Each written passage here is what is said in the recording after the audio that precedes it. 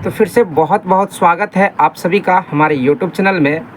और आज के इस वीडियो में जनरल एसपीडी का 1000 से ऊपर आपका इंडियन इकोनॉमी यानी कि भारतीय अर्थव्यवस्था से संबंधित मोस्ट इम्पॉर्टेंट जो फैक्ट है उसका डिस्कशन करवाने वाले हैं। आप जो भी प्रतियोगी परीक्षाओं की तैयारी करते हैं तो ये वीडियो आपके लिए बहुत इंपॉर्टेंट है। चाहे आपका कोई बिहार से रिलेटेड एग्ज़ाम हो, बिहार एसएससी बीपीएससी हो, बिहार पुलिस हो, या रेलवे का कोई एग्ज़ाम हो, चाहे एसएससी का कोई एग्ज़ाम हो, आपको ये सारा जो स्पीडी का जनरल स्पीडी का करवाने वाले हैं एकदम 2023 तक अपडेटेड है। ये आपको बहुत ही काम आएगा।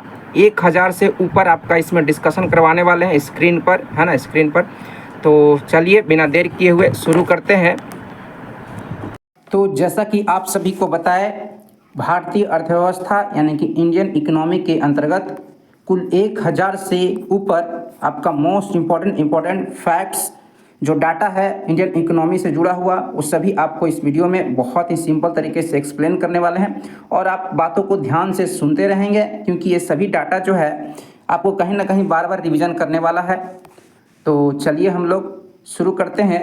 और सबसे पहला पॉइंट की बात करेंगे तो आप देख रहे हैं स्क्रीन पर अर्थशास्त्र का जनक। आपसे एग्ज़ाम में पूछा जाएगा कि अर्थशास्त्र के जनक कौन है, तो एडम स्मिथ एकदम याद रखेंगे। और आपको बता दें, ये जो एडम स्मिथ हैं इन्होंने एक बुक लिखा है wealth of nation. Wealth of nation इन्हीं का लिखा हुआ एक किताब है, बुक है, जो आपका अर्थशास्त्र से ही रिलेटेड है। और 1776 में इन्होंने ये बुक लिखा है ना, 1776 में, जिसमें यूएसए यानी कि यूनाइटेड स्टेट ऑफ अमेरिका आज़ाद हुआ था। तो इस तरह से रिलेट करके याद रखेंगे तो आपको बहुत ही काम आएगा। और आपको एक बात बता दें कि अर्थशास्त्र एक बुक भी है। अर्थशास्त्र एक बुक भी है जिसके लेखक जो हैं भारत के एक बहुत ही बड़े विद्वान व्यक्ति आचार्य चाणक्य, और इन्हीं का एक और नाम है कौटिल्य या विष्णुगुप्त। इन्होंने ही अर्थशास्त्र नामक बुक की रचना की, पुस्तक की रचना की, जिसमें मौर्य समाज की जो प्रशासन व्यवस्था है उसके बारे में उसमें वर्णन किया गया है। तो ध्यान रखेंगे, अर्थशास्त्र का जनक पूछेगा तो एडम स्मिथ बताएंगे, और अर्थशास्त्र पुस्तक के लेखक पूछेगा तो कौटिल्य यानी कि चाणक्य यानी कि विष्णुगुप्त बताएंगे। फिर आपका है भारतीय अर्थव्यवस्था है, तो भारतीय अर्थव्यवस्था विकासशील है, यानी कि डेवलपमेंट विकास के आधार पर देखा जाए तो विश्व के जो देश हैं या तो वो विकसित है या वो तो विकासशील है या अविकसित है। तो भारतीय जो अर्थव्यवस्था है वो विकासशील है, यानी कि अभी डेवलप कर रहा है। India is a developing country, मतलब अभी विकसित हुआ नहीं है, विकास कर रहा है, और अविकसित भी नहीं है। तो ये बातें आप याद रखेंगे कि भारतीय अर्थव्यवस्था जो है विकासशील अर्थव्यवस्था वाला देश है। फिर तृतीय विश्व, थर्ड वर्ल्ड शब्द प्रयुक्त होता है विकासशील देशों के संदर्भ में, यानी कि तृतीय विश्व जो है किसको कहा जाता है, थर्ड वर्ल्ड किसे कहा जाता है, तो विकासशील देशों को जो है तृतीय विश्व यानी कि थर्ड वर्ल्ड कहा जाता है। इस बात को आप याद रखेंगे। विश्व की सबसे बड़ी अर्थव्यवस्था America, USA United state of America की अर्थव्यवस्था है। और दूसरी सबसे बड़ी अर्थव्यवस्था जो है चीन का है, ये भी आप याद रखेंगे। सकल घरेलू उत्पाद जीडीपी, ग्रोस डोमेस्टिक प्रोडक्ट में की दृष्टि से देखा जाए तो भारतीय अर्थव्यवस्था विश्व में 5वां स्थान रखता है, ये भी आप याद रखेंगे। जीडीपी के अकॉर्डिंग जो विश्व के सभी देश हैं उसमें भारत का स्थान 5वां है। फिर आपका है क्रय शक्ति समता ट्रिपल पीपीपी के आधार पर भारतीय अर्थव्यवस्था का विश्व में स्थान 3रा है, थर्ड है, ये भी आप याद रखेंगे। फिर आपका है पूंजीवादी एवं समाजवादी अर्थव्यवस्था अपनाने वाला देश है, तो क्रमशः अमेरिका और रूस है। कहने का मतलब है कि पूंजीवादी अर्थव्यवस्था वाला देश अमेरिका है और समाजवादी अर्थव्यवस्था वाला देश जो है आपका रूस है। इस बात को आप याद रखेंगे। फिर है आपका पूंजीवादी अर्थव्यवस्था का उद्गम स्रोत जो है एडम स्मिथ की पुस्तक the wealth of nation. The wealth of nation आपको शुरू में ही बताया, इसी बुक में द वेल्थ ऑफ नेशन जो एडम स्मिथ के द्वारा लिखा गया है, और एडम स्मिथ जैसा कि अर्थशास्त्र के जनक माने जाते हैं, इन्हीं के बुक में पूंजीवादी अर्थव्यवस्था का उद्गम माना जाता है, स्रोत माना जाता है। इसको आप याद रखेंगे। पूंजीवादी अर्थव्यवस्था में कीमत निर्धारण होती है पूर्ति और मांग द्वारा। पूंजीवादी अर्थव्यवस्था में जो है कीमत किस पर निर्धारित होता है? पूर्ति मांग के द्वारा जो है पूंजीवादी अर्थव्यवस्था में कीमत का निर्धारण किया जाता है। फिर है रखो और निकलो। रखो और निकलो नीति है पूंजीवादी की, यानी कि पूंजीवादी अर्थव्यवस्था की नीति है रखो और निकलो, तो इस बात को याद रखेंगे। फिर है समाजवादी अर्थव्यवस्था का प्रतिपादन किया था जर्मन दार्शनिक कार्ल मार्क्स ने। समाजवादी अर्थव्यवस्था जो कि रूस में है वर्तमान में, और इस अर्थव्यवस्था का प्रतिपादन किया था जर्मन के एक दार्शनिक हैं कार्ल मार्क्स, है ना, इन्होंने समाजवादी अर्थव्यवस्था का प्रतिपादन किया, याद रखेंगे। फिर आपका है पूंजीवादी अर्थव्यवस्था पर नियंत्रण होता है निजी व्यक्तियों का। सही बात है, पूंजीवादी अर्थव्यवस्था में जो है निजी व्यक्तियों का नियंत्रण होता है बाजार पर, ठीक है, और समाजवादी में सरकार का नियंत्रण होता है बाजार पर, और मिश्रित अर्थव्यवस्था वाला देश में सरकार और निजी व्यक्तियों दोनों का मिला जुला कर नियंत्रण होता है बाजार पर। फिर आपका है समाजवादी अर्थव्यवस्था पर नियंत्रण होता है सरकार का, एकदम आपको जैसा कि बताया वही बात लिखा हुआ है, और मिश्रित अर्थव्यवस्था पर नियंत्रण होता है निजी व्यक्ति एवं सरकार दोनों का।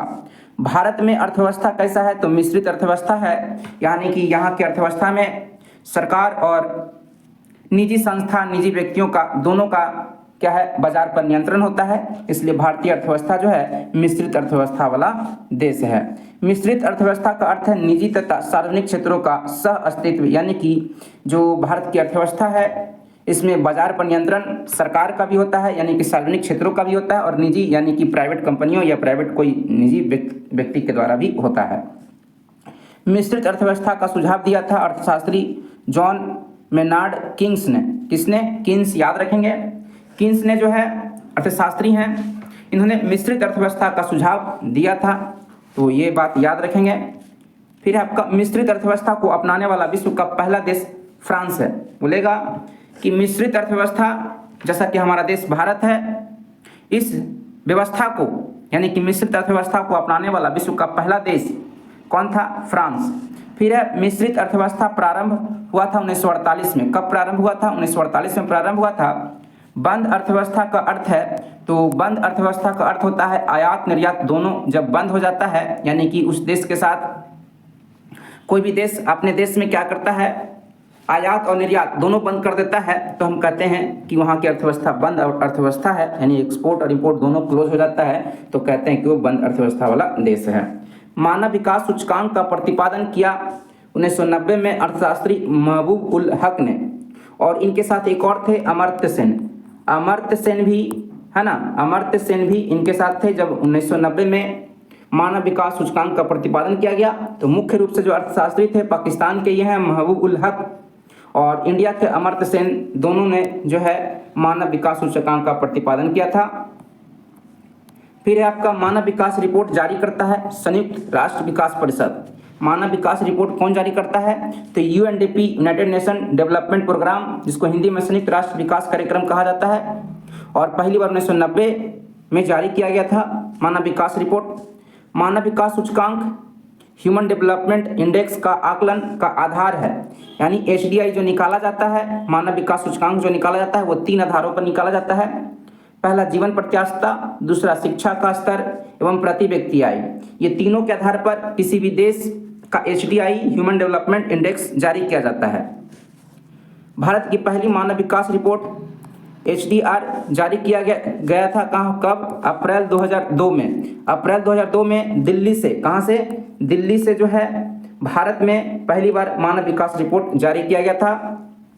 भारत के मानव विकास रिपोर्ट को कौन प्रकाशित कर या जारी करता है? तो नीति आयोग, है ना। नीति आयोग जो है जिसकी स्थापना कब हुआ था ये आप कमेंट करके बताएंगे। नीति आयोग का स्थापना कब हुआ था? नीति आयोग जो है पहले नीति आयोग के स्थान पर योजना आयोग हुआ करता था, और योजना आयोग को हटा करके एक नया आयोग का गठन किया गया, नीति आयोग। तो इसका स्थापना कब हुआ ये आप बताएंगे, और यही नीति आयोग जो है मानव विकास रिपोर्ट जो है भारत में प्रकाशित करती है, जारी करती है। राज्य स्तरीय मानव विकास रिपोर्ट जारी करने वाला भारत का पहला राज्य कौन है? मध्य प्रदेश। राज्य स्तरीय यानी स्टेट वाइज देखा जाए तो मानव विकास रिपोर्ट जारी करने वाला पहला भारत का राज्य कौन सा हुआ? तो मध्य प्रदेश हुआ। HDR 2020 के अनुसार मानव विकास मामले में भारत का स्थान कितना है? विश्व के अकॉर्डिंग देखा जाए अन्य देशों की तुलना में तो 131वां स्थान है। बहुत ही बुरा हाल है भारत का, 189 देशों में 131वां है ना, 131 स्थान है।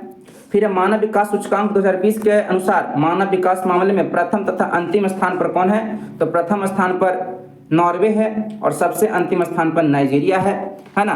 तो ये सारी बातें याद रखेंगे और कहीं ना कहीं आप देख रहे हैं ये सारी चीज़ें लगभग आपको याद करने से रिलेटेड ही हैं। ये सब में कोई कॉन्सेप्ट नहीं है, एक तरह से फैक्चुअल डाटा है। इसको आपको क्या करना चाहिए, बार बार इसको पढ़ना चाहिए, सुनना चाहिए। तो नेक्स्ट आपका आ गया भारतीय आर्थिक गतिविधियों के आधार पर अर्थव्यवस्था को 3 क्षेत्रों में विभाजित किया गया है। आर्थिक गतिविधियों के आधार पर अर्थव्यवस्था को 3 क्षेत्रों में विभाजित किया गया है, प्राथमिक क्षेत्र, द्वितीयक क्षेत्र और तृतीयक क्षेत्र। प्राथमिक क्षेत्र जिसको कृषि क्षेत्र भी कहा जाता है, द्वितीयक क्षेत्र जिसको औद्योगिक क्षेत्र भी कहा जाता है, तृतीयक क्षेत्र जिसको सेवा क्षेत्र के नाम से भी जाना जाता है। नेक्स्ट है आपका प्राथमिक क्षेत्र संबंधित है कृषि, पशुपालन, खनन, वानिकी, मत्स्य पालन। यानी कि प्राथमिक क्षेत्र में जो है कृषि कार्य देखने को मिलता है, पशुपालन देखने को मिलता है, खनन कार्य देखने को मिलता है, वानिकी यानी कि जो पेड़ पौधा लगाते हैं, मत्स्य पालन। तो ये सभी चीज़ें प्राथमिक क्षेत्र से संबंधित है। द्वितीयक क्षेत्र जिसको औद्योगिक क्षेत्र भी कहते हैं, यानी कि जितना भी निर्माण की प्रक्रिया है, प्रोडक्शन जो भी भारत में होता है वो द्वितीयक क्षेत्र में आता है। इसमें भी निर्माण, विद्युत, जल आपूर्ति से है ना, ये सारी चीज़ें जो है निर्माण से कोई भी प्रोडक्शन चीज़, कोई भी चीज़ का निर्माण होता है, जैसे बिस्किट का निर्माण होता है या किसी भी चीज़ का निर्माण होता है। फॉर एग्जांपल आप कॉपी कलम ही लेते हैं तो सब कहाँ बनता है ना, छोटे छोटे फैक्ट्रियों में बनता है। तो निर्माण से संबंधित जो भी चीज़ें हैं वो द्वितीयक क्षेत्र में आता है। फिर तृतीयक क्षेत्र में जिसको सेवा क्षेत्र कहते हैं, सेवा क्षेत्र में जो भी हो गया, डॉक्टरी आपका हेल्प हो गया, चिकित्सा हो गया, और जैसे आपको हम पढ़ा रहे हैं तो एक तरह से क्या है, सेवा क्षेत्र है, ये सेवा क्षेत्र में आएगा। शिक्षक जो होते हैं वो सेवा क्षेत्र के अंतर्गत आते हैं, है ना, विद्यालय सभी सब सेवा क्षेत्र के अंतर्गत आते हैं। ठीक है, रेलवे भी आपका सेवा क्षेत्र में आ जाएगा। देखें सेवा क्षेत्र में चिकित्सा हो गया, परिवहन हो गया, शिक्षा हो गया, बैंकिंग हो गया, बीमा हो गया, होटल हो गया, ये सब किस में आते हैं, तृतीय क्षेत्र में आते हैं, सेवा क्षेत्र के अंतर्गत आते हैं। सकल घरेलू उत्पाद में प्राथमिक क्षेत्र यानी कि कृषि, द्वितीय क्षेत्र यानी कि उद्योग एवं तृतीय क्षेत्र यानी कि सेवा का योगदान क्रमशः है। तो ये सब 2020 के अकॉर्डिंग ये डाटा दिया हुआ है।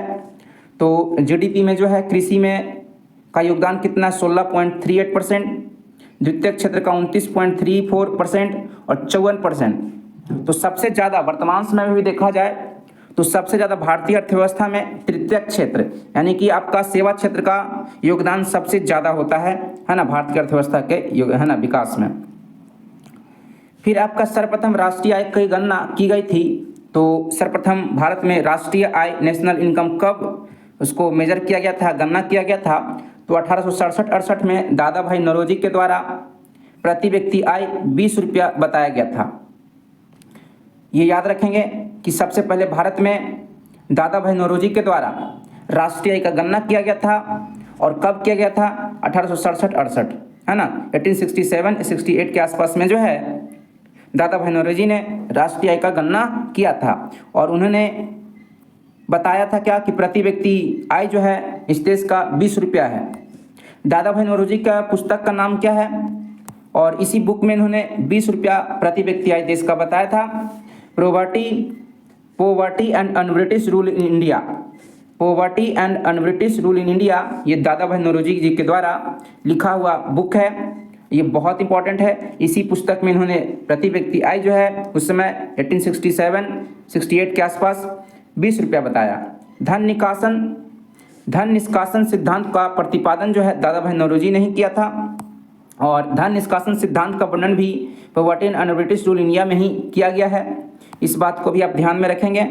फिर वैज्ञानिक आधार पर राष्ट्रीय आय की गणना की गई 1931-32 में BKRV राव द्वारा प्रति व्यक्ति आय 62 रुपया बताया गया। वैज्ञानिक आधार पर राष्ट्रीय आय की गणना जो है 1931-32 में किया गया, किनके द्वारा, BKRV राव द्वारा, जिसमें प्रति व्यक्ति आय 62 रुपया बताया गया, 62 रुपीज़ बताई गई। ठीक है, फिर आपका है स्वतंत्रता पश्चात भारत सरकार द्वारा राष्ट्रीय आय समिति का गठन 4 अगस्त 1949 को पीसी महालनोबिस की अध्यक्षता में किया गया था। स्वतंत्रता के बाद भारत सरकार द्वारा राष्ट्रीय आय समिति, आपसे पूछा जाएगा कि राष्ट्रीय आय समिति का गठन कब किया गया था या किनकी अध्यक्षता में किया गया था, तो राष्ट्रीय आय समिति का गठन 4 अगस्त 1949 को पीसी महालनोबिस की अध्यक्षता में किया गया था। फिर राष्ट्रीय आय का सबसे पहला सरकारी अनुमान दिया वाणिज्य मंत्रालय ने 1948-49 में। राष्ट्रीय आय का सबसे पहला सरकारी अनुमान किसने दिया, तो वाणिज्य मंत्रालय ने दिया था 1948-49 में। वर्तमान में राष्ट्रीय की गणना करता है केंद्रीय सांख्यिकी कार्यालय CSO, सेंट्रल है ना स्टैटिस्टिक ऑर्गेनाइजेशन जो है, यही राष्ट्रीय की गणना अभी वर्तमान में करता है। केंद्रीय सांख्यिकी संगठन की स्थापना यानी कि CSO की स्थापना जो है 2 मई 1951 को किया गया था और इसका मुख्यालय हेडक्वार्टर याद रखेंगे नई दिल्ली स्थित है। राष्ट्रीय आय की गणना में केंद्रीय सांख्यिकी कार्यालय की भी मदद करता है।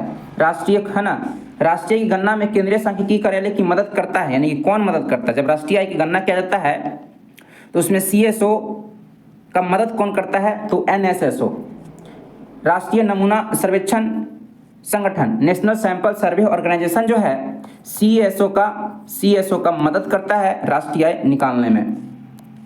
राष्ट्रीय आय लेखांकन का जन्मदाता माना जाता है साइमन कुजनेट्स को। साइमन कुजनेट्स को जो है राष्ट्रीय आय लेखांकन का जन्मदाता माना जाता है, इसको याद रखेंगे। राष्ट्रीय आय है एक प्रवाह, स्टॉक नहीं। राष्ट्रीय आय एक प्रवाह है, स्टॉक नहीं है, इस बात को आप स्टेटमेंट को याद रखेंगे। एक वर्ष में किसी देश में उत्पादित सभी सामानों और सेवाओं के मौद्रिक मूल्य का योग कहलाता है राष्ट्रीय आय कहलाता है।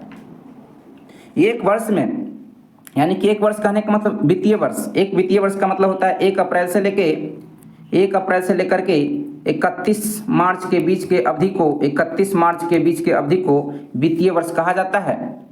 और इस अवधि में उस देश के अंदर जितना भी सभी तरह के वस्तुओं का उत्पादन हुआ या सेवाओं का उत्पादन हुआ, उन सब का मौद्रिक मूल्य को जब जोड़ देते हैं तो राष्ट्रीय आय नेशनल इनकम निकलता है।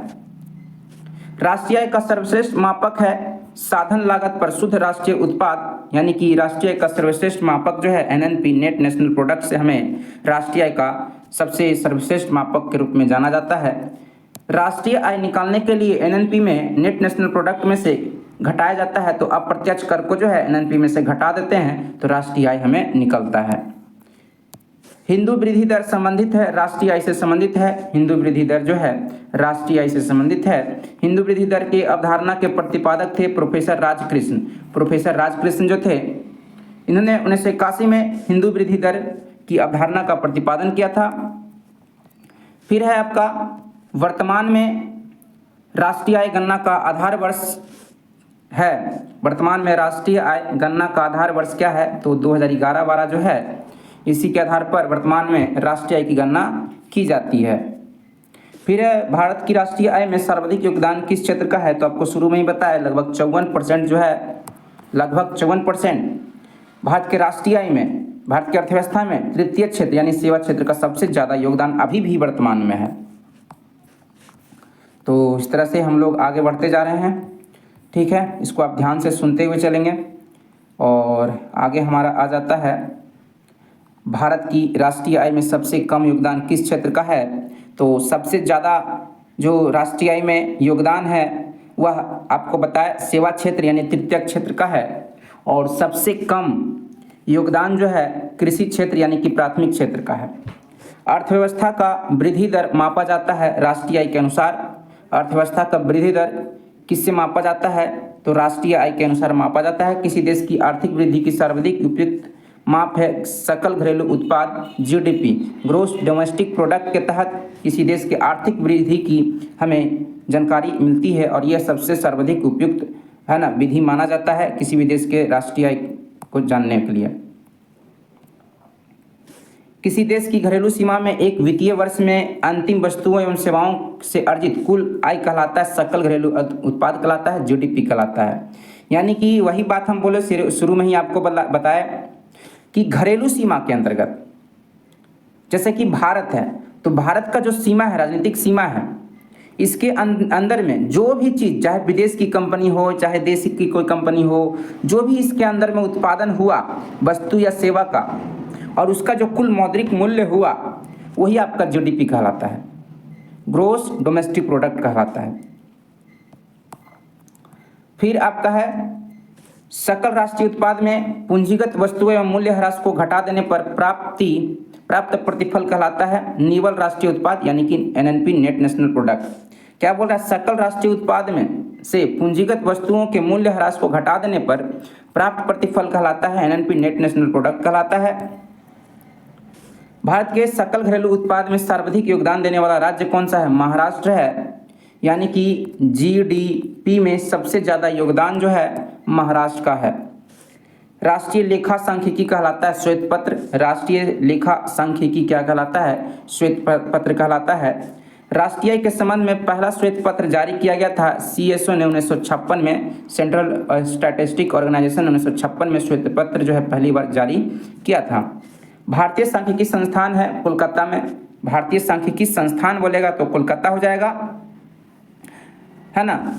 और भारतीय सांख्यिकी संगठन बोलेगा तो हो जाएगा आपका दिल्ली में, इसका मुख्यालय है। किसी भी देश की आर्थिक विकास दर का सर्वश्रेष्ठ सूचक प्रति व्यक्ति आय होता है। बोलेगा कि आर्थिक वृद्धि, किसी भी देश के आर्थिक वृद्धि की सबसे जानने के लिए, आर्थिक वृद्धि जानने के लिए सर्वमान्य जो मापक है वो क्या है, तो राष्ट्रीय आय है। अब यहाँ पे आर्थिक विकास बोल रहा है, आर्थिक वृद्धि और आर्थिक विकास दोनों अलग अलग चीजें हैं। तो किसी भी देश के आर्थिक विकास को पता करना है तो उस देश का प्रति व्यक्ति आय से पता चलेगा कि कितना वो आर्थिक रूप से विकसित देश है। और आर्थिक वृद्धि जानने के लिए उस देश का राष्ट्रीय आय हमें पता करना होगा, ठीक है। तो ये दोनों में थोड़ा सा अंतर है। प्रति व्यक्ति आय की गणना की जाती है राष्ट्रीय आय में जनसंख्या के से भाग देने पर, सही बात है। जब प्रति व्यक्ति आय कैसे निकालते हैं, जब राष्ट्रीय आय में उस, है ना, मतलब देश का जो जनसंख्या है उस देश के जनसंख्या में, उस देश के जनसंख्या से जो देश का इनकम है उसमें भाग दे देते हैं। यानी सिंपल तरीके से हम कहें कि प्रति व्यक्ति आय आपको निकालना है तो पूरे देश में जो भी इनकम हुआ यदि उसको जनसंख्या से, उस देश की जनसंख्या से भाग दे देंगे तो जो निकल के आएगा वो प्रति व्यक्ति आय निकल के आएगा। सर्वाधिक प्रति व्यक्ति आय वाला राज्य गोवा है। कौन है, गोवा है। वर्तमान में भी गोवा ही है क्योंकि ये 2024 तक अपडेटेड, आपका 2023 तक का ये आपका अपडेटेड स्पीडी जीके है, इसमें सब कुछ अपडेटेड ही दिया हुआ है। न्यूनतम प्रति व्यक्ति आय वाला राज्य बिहार है, पहले भी बिहार ही था, ससुरा आज भी ये बिहार ही है जो सबसे कम प्रति व्यक्ति आय वाला राज्य के रूप में है।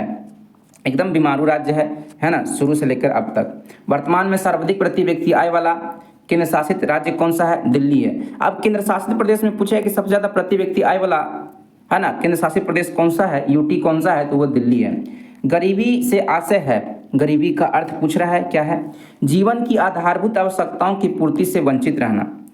जीवन की आधारभूत आवश्यकता क्या है, कहते हैं रोटी कपड़ा मकान।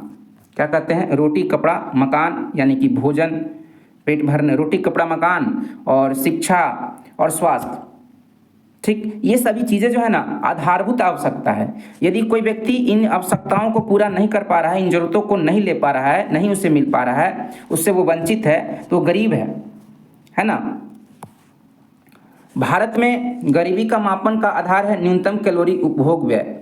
तो एक गरीबी का मापन जो है आधारभूत आवश्यकता के आधार पर भी किया जाता है और योजना आयोग ने कैलोरी के आधार पर जो हमें भोजन से ऊर्जा मिलता है उसको कैलोरी में मेजर करते हैं। तो यदि गांव के लोग को 2400 कैलोरी से कम, गांव में, ग्रामीण क्षेत्र में 2400 कैलोरी से कम उसको ऊर्जा मिल पा रहा है भोजन से तो वह गरीब है। और शहरी क्षेत्र के लोग 2100 कैलोरी से कम उसको भोजन से ऊर्जा मिल पा रहा है तो वह गरीब है। तो ये दो आधार पर जो है गरीबी का मापन किया जाता है, एक कैलोरी के आधार पर और दूसरा आधारभूत आवश्यकता के आधार पर। भारत में ग्रामीण एवं शहरी क्षेत्रों में गरीबी रेखा को निर्धारित करने के लिए प्रति व्यक्ति कैलोरी ग्राह्यता निर्धारित की गई है। देखिए सही वही बात बताया कि शहरी क्षेत्र में 2400 कैलोरी और आपका, सॉरी गलती से बोला गया, है ना, शहरी क्षेत्र में 2100 कैलोरी और आपका ग्रामीण क्षेत्र में, क्योंकि ग्रामीण क्षेत्र के लोग ज़्यादा मेहनत करते हैं, वर्क ज़्यादा करते हैं तो उनको ज़्यादा ऊर्जा की जरूरत होती है। तो 2400 कैलोरी से कम उसको यदि ऊर्जा ले पाता है भोजन से तो वह गरीब है, गरीबी की श्रेणी में रखा जाएगा। और शहर के लोग 2100 कैलोरी से कम भोजन से ऊर्जा ग्रहण कर पाते हैं तो वो भी गरीब हैं, तो गरीब की श्रेणी में रखा जाएगा। मूल्य स्तर के आधार पर गरीबी रेखा के निर्धारण का प्रस्ताव किया गया था 1989 में गठित लकड़वाला समिति द्वारा। मूल्य स्तर के आधार पर गरीबी रेखा के निर्धारण का प्रस्ताव किया गया था 1989 में, जो लकड़वाला समिति था उसके तहत, है ना, ये बताया गया था। तो आपसे यहाँ एग्जाम में पूछेगा कि लकड़वाला समिति किससे संबंधित है, तो गरीबी रेखा से, है ना, गरीबी के निर्धारण से या गरीबी से संबंधित है लकड़वाला समिति, है ना, एग्जाम में पूछा हुआ है। सुरेश तेंदुलकर समिति जो 2004 में आया था, वह सी रंगराजन समिति 2012 से संबंधित किससे, गरीबी निर्धारण से। देखिए लकड़वाला समिति भी गरीबी के निर्धारण से ही संबंधित है। उसके अलावा सुरेश तेंदुलकर समिति ये भी गरीबी से संबंधित है। फिर सी रंगराजन समिति, ये 3 गो समिति आप याद रखेंगे, लकड़वाला समिति, तेंदुलकर समिति, रंगराजन समिति, ये सब गरीबी के निर्धारण से संबंधित है। फिर भारत में निर्धनता रेखा के निर्धारण का पहला प्रयास किया योजना आयोग ने 1962 में। भारत में निर्धनता रेखा के निर्धारण का पहला प्रयास किया योजना आयोग ने 1962 में। ये भी आप याद रखेंगे। वर्तमान में भारत में निर्धनता रेखा या गरीबी रेखा का निर्धारण करता है नीति आयोग। अभी वर्तमान में जो है गरीबी रेखा यानी कि, है ना, निर्धनता रेखा का निर्धारण जो है नीति आयोग करता है। आपसे एक क्वेश्चन पूछे थे, नीति आयोग का स्थापना कब हुआ था, है ना, तो आपको बता दें 1 जनवरी 2015 को जो है नीति आयोग का गठन किया गया योजना आयोग को समाप्त करके। फिर आपका है लॉरेंज वक्र है व्यक्तियों के आय वितरण का चित्रीय प्रदर्शन। व्यक्तियों के आय वितरण का चित्रीय प्रदर्शन है लॉरेंज वक्र। फिर एक गिनी गुणांक क्या है, तो आय के वितरण की विषमता की माप की सबसे प्रचलित विधि है। आय के वितरण की विषमता की माप की सबसे प्रचलित विधि है गिनी गुणांक। विश्व बैंक द्वारा गरीबी रेखा निर्धारण मानक माना गया है $1.25 प्रति दिन आय को।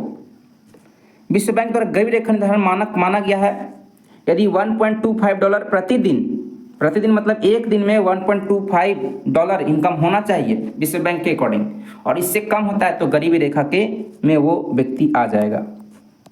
भारत में गरीबी निवारण के लिए सर्वप्रथम अपनाया गया है अंत्योदय कार्यक्रम। अंत्योदय कार्यक्रम का शुरुआत जो 1978 में हुआ था। भारत में गरीबी निवारण के लिए सर्वप्रथम सबसे पहली बार कौन सा योजना को अपनाया गया, तो अंत्योदय कार्यक्रम को अपनाया गया। अंत्योदय अन्न योजना की शुरुआत, अंत्योदय कार्यक्रम 1978 में चालू हुआ और अंत्योदय अन्न योजना की शुरुआत 25 दिसंबर 2000 को राजस्थान से अटल बिहारी वाजपेयी के द्वारा शुरू किया गया है, ये याद रखेंगे। अंत्योदय कार्यक्रम पूछेगा तो 1978 में, अंत्योदय अन्न योजना बोलेगा तो 25 दिसंबर 2000 को शुरू किया गया है, याद रखेंगे, ठीक है। अब हम लोग, ये पहला पेज आपका कंप्लीट हो गया। अब हम लोग दूसरे पेज पे आते हैं।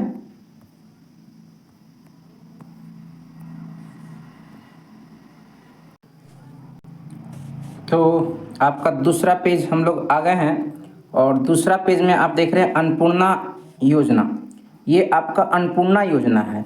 तो पूछा जा रहा है कि अन्नपूर्णा योजना की शुरुआत कब हुई थी, तो 25 अक्टूबर 2000 को गाजियाबाद के सिखोड़ा ग्राम से हुआ था। गाजियाबाद आपका उत्तर प्रदेश में पड़ता है ना, और यहीं पे सिखोड़ा ग्राम, कभी कभी ध्यान देंगे क्वेश्चन कॉम्प्लिकेटेड करने के लिए, कठिन करने के लिए गांव का नाम पूछ देगा कि अन्नपूर्णा योजना की शुरुआत किस गांव से हुआ था, तो सिखोड़ा गांव से, है ना। ये सब बीपीएससी में कभी कभी सब कर देता है, ठीक है ना, दरोगा में, बीपीएससी में, ये सब में।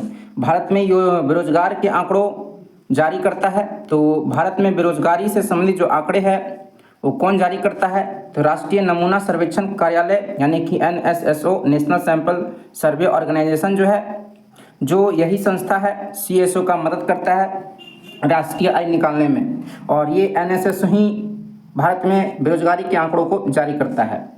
फिर है आपका अदृश्य या प्रच्छन्न या छिपी हुई बेरोजगारी मुख्य रूप से पाई जाती है कृषि क्षेत्र में।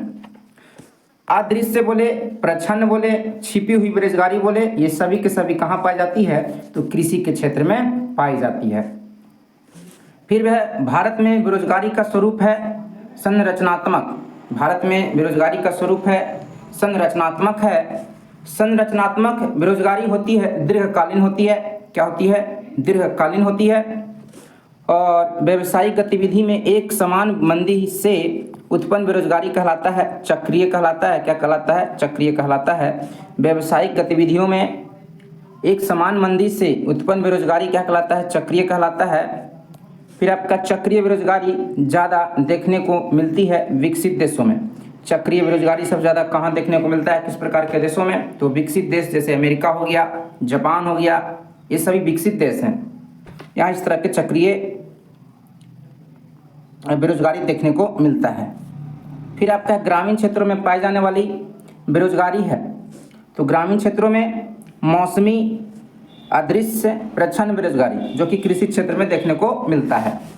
फिर शहरी क्षेत्रों में पाई जाने वाली बेरोजगारी खुली या प्रत्यक्ष बेरोजगारी पाई जाती है। भगवती समिति संबंधित है बेरोजगारी से, एकदम याद रखेंगे ये सब जो समिति एकदम बहुत इंपॉर्टेंट है, एग्जाम में सब यही सब आता है ज़्यादातर। भगवती समिति संबंधित किससे है? तो बेरोजगारी से है, एकदम आपसे पूछेगा। रोजगार गारंटी योजना शुरू करने वाला पहला राज्य कौन सा है? तो महाराष्ट्र है। रोजगार गारंटी योजना जो शुरू हुआ था सबसे पहले कहाँ से हुआ था?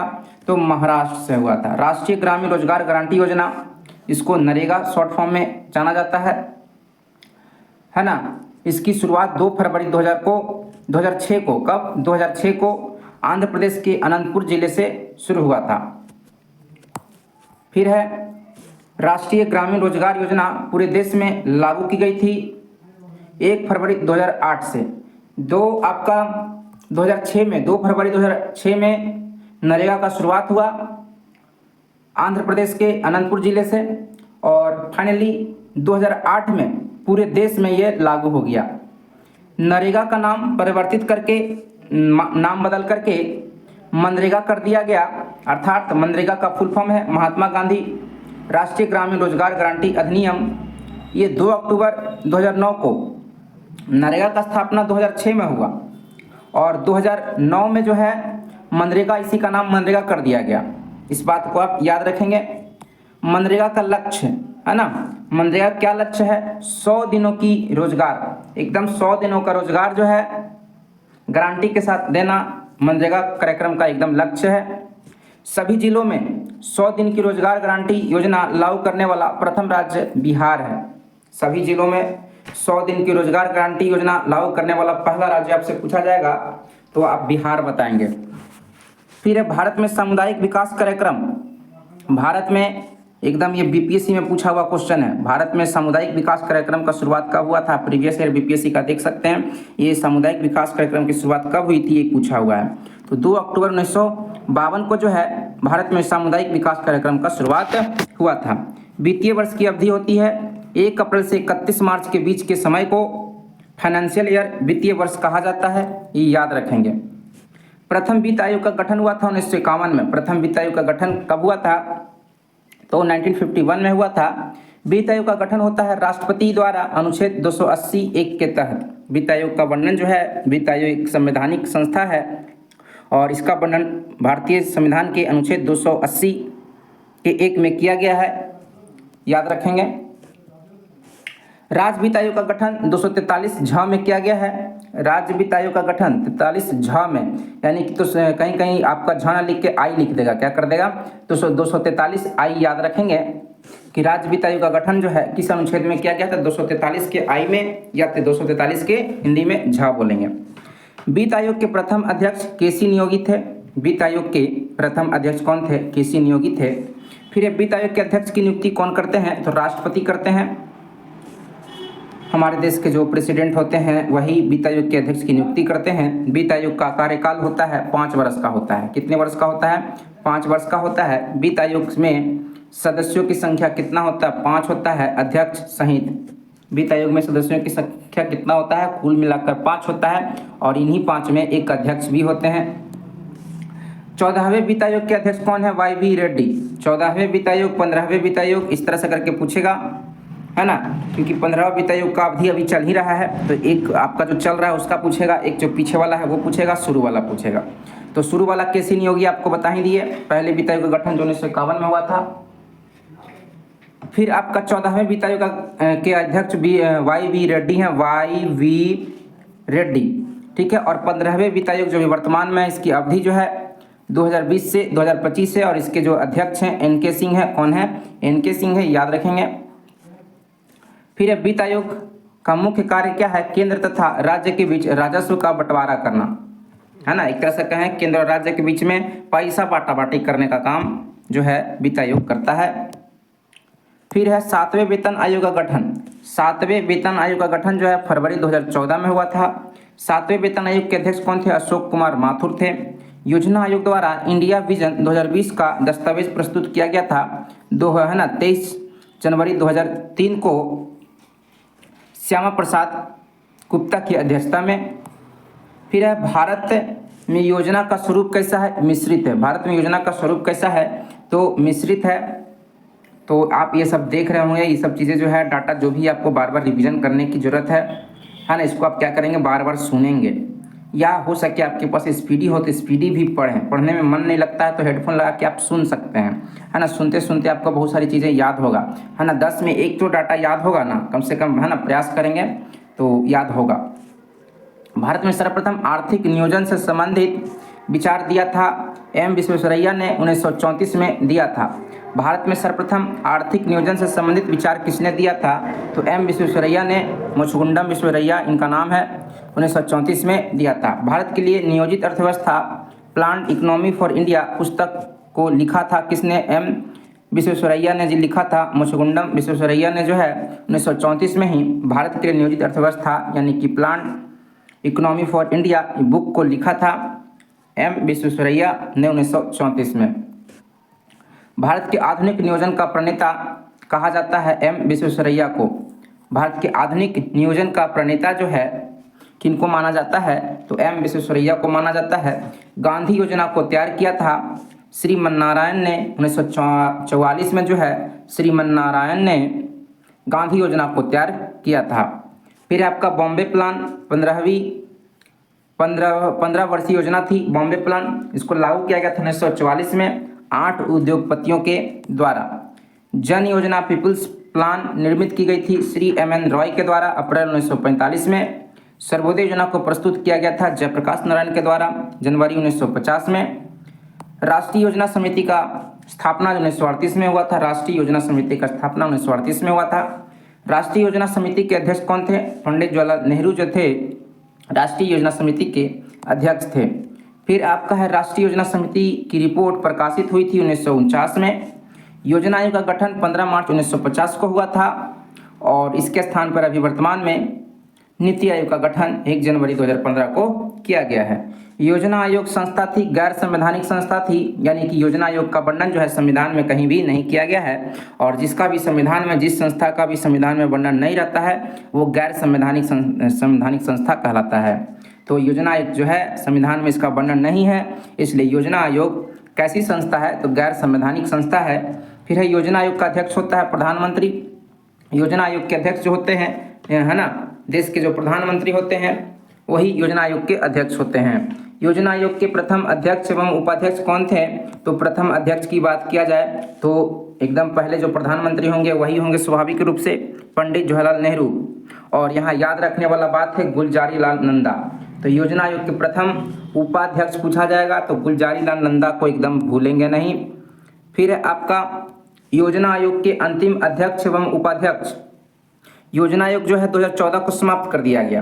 तो अंतिम में जब समाप्त किया गया था तो उस समय अध्यक्ष कौन थे और उपाध्यक्ष कौन थे? तो नरेंद्र मोदी अध्यक्ष थे तथा मोंटेक सिंह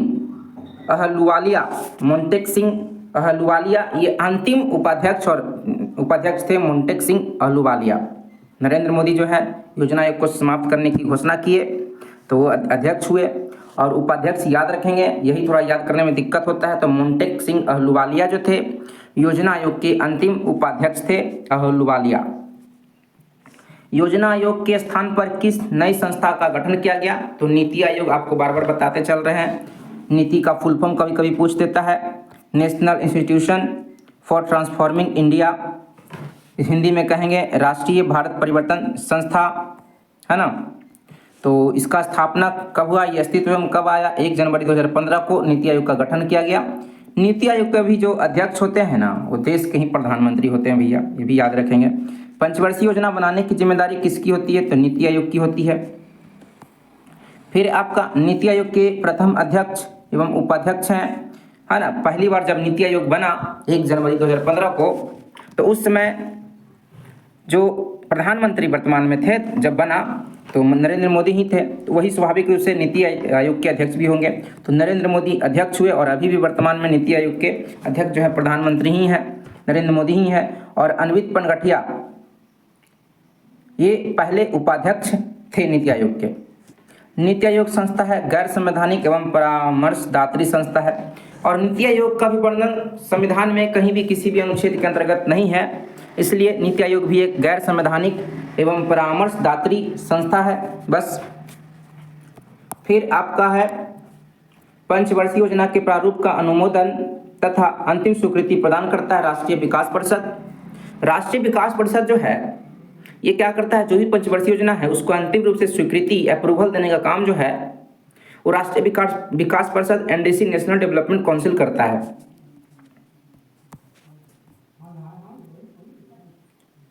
राष्ट्रीय विकास परिषद का गठन जो है ये बहुत इंपॉर्टेंट है। 6 अगस्त 1952 को नेशनल है ना डेवलपमेंट काउंसिल का स्थापना किया गया था 1952 में, 6 अगस्त 1952 में। एनडीसी का भी जो अध्यक्ष होते हैं, नेशनल डेवलपमेंट काउंसिल राष्ट्रीय विकास परिषद के भी जो अध्यक्ष होते हैं देश के प्रधानमंत्री ही होते हैं। और आपको एक बहुत बढ़िया बात बता दें, एकदम इसको नोट डाउन कर लेंगे, एकदम दिमाग में छप जाना चाहिए आपके। सुपर कैबिनेट के रूप में किसे जाना जाता है, तो राष्ट्रीय विकास परिषद को सुपर कैबिनेट है ना कहा जाता है।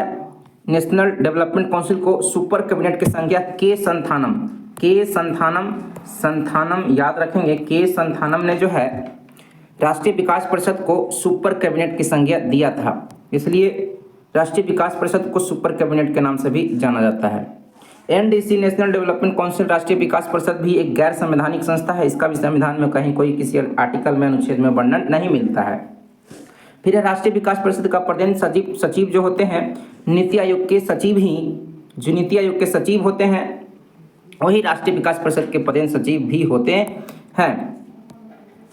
फिर आपका नियोजन से तात्पर्य है, नियोजन का अर्थ पूछ रहा है, नियोजन जिसको इंग्लिश में प्लानिंग कहा जाता है। तो नियोजन का तात्पर्य क्या हो जाएगा, आर्थिक नियोजन यानी कि इकोनॉमिकल प्लानिंग जो है वो है ना मीनिंग देता है आपका नियोजन का, यानी कि नियोजन का अर्थ क्या हो गया, आर्थिक नियोजन। इकोनॉमिक्स में आर्थिक नियोजन ही नियोजन का अर्थ होता है। नियोजन को सर्वप्रथम अपनाया था किसने, रूस ने। नियोजन को सबसे पहली बार किसने अपनाया था, तो रूस ने अपनाया था। ठीक है, तो नेक्स्ट है आपका, ये सबको है ना एकदम बार बार जितना रिवीजन करेंगे है ना, कहते हैं कि प्रैक्टिस मेक्स परफेक्ट, तो वही चीज़ है, जितना प्रैक्टिस करेंगे उतना फ़ायदा होगा। तो फिर है आपका आर्थिक नियोजन विषय है। तो आर्थिक नियोजन जो है इस है ना ये विषय किसका है, संघ सूची में, समवर्ती सूची में, राज्य सूची में, किस में आता है, तो आर्थिक नियोजन जो है आपका समवर्ती सूची के अंतर्गत आता है, ये आप याद रखेंगे।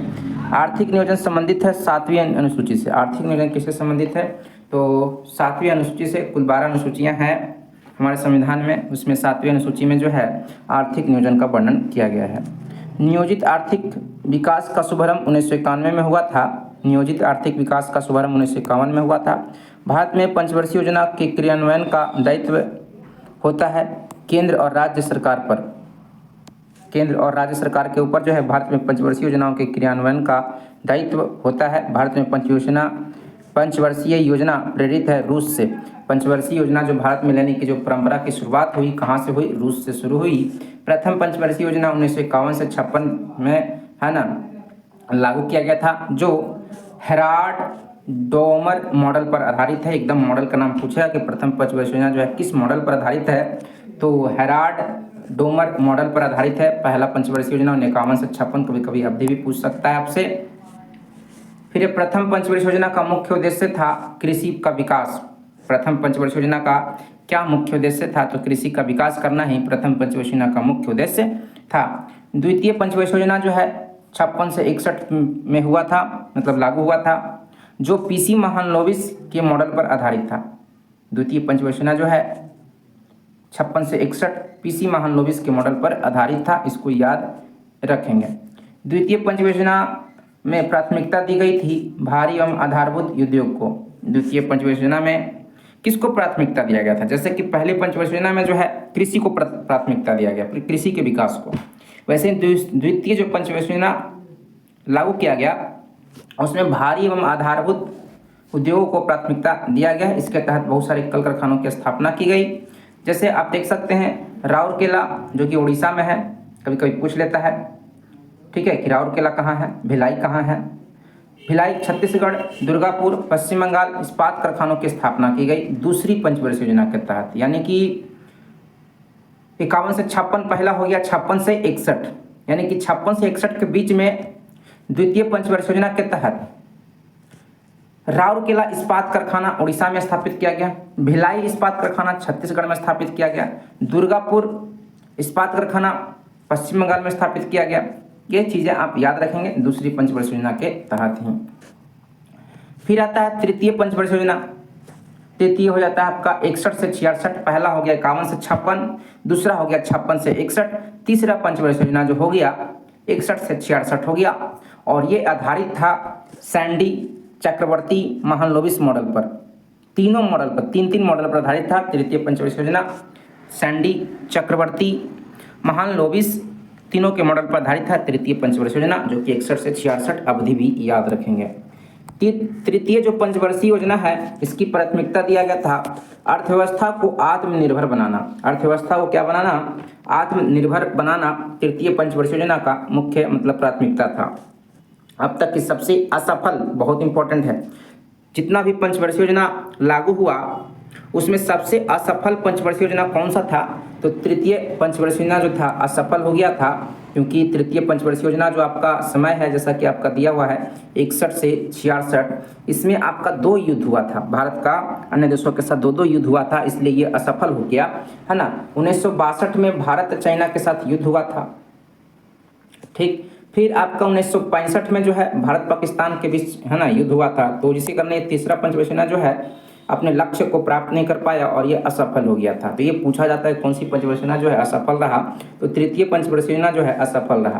तृतीय योजना का विकास दर, लक्ष्य एवं प्राप्ति दर लक्ष्य था, तो तृतीय योजना का विकास दर लक्ष्य जो था वो 5.6% था, और प्राप्ति दर लक्ष्य जो था, प्राप्ति कितना लक्ष्य रखा गया विकास करने का, तीसरा में 5.6, यानी कि 5.5 से ज़्यादा, और प्राप्ति कितना हुआ, है ना, 2.5 के आसपास, मतलब आधा, तो इसलिए यह सफल हो गया। 2.8 प्राप्ति हुआ, विकास जितना सोचा गया था।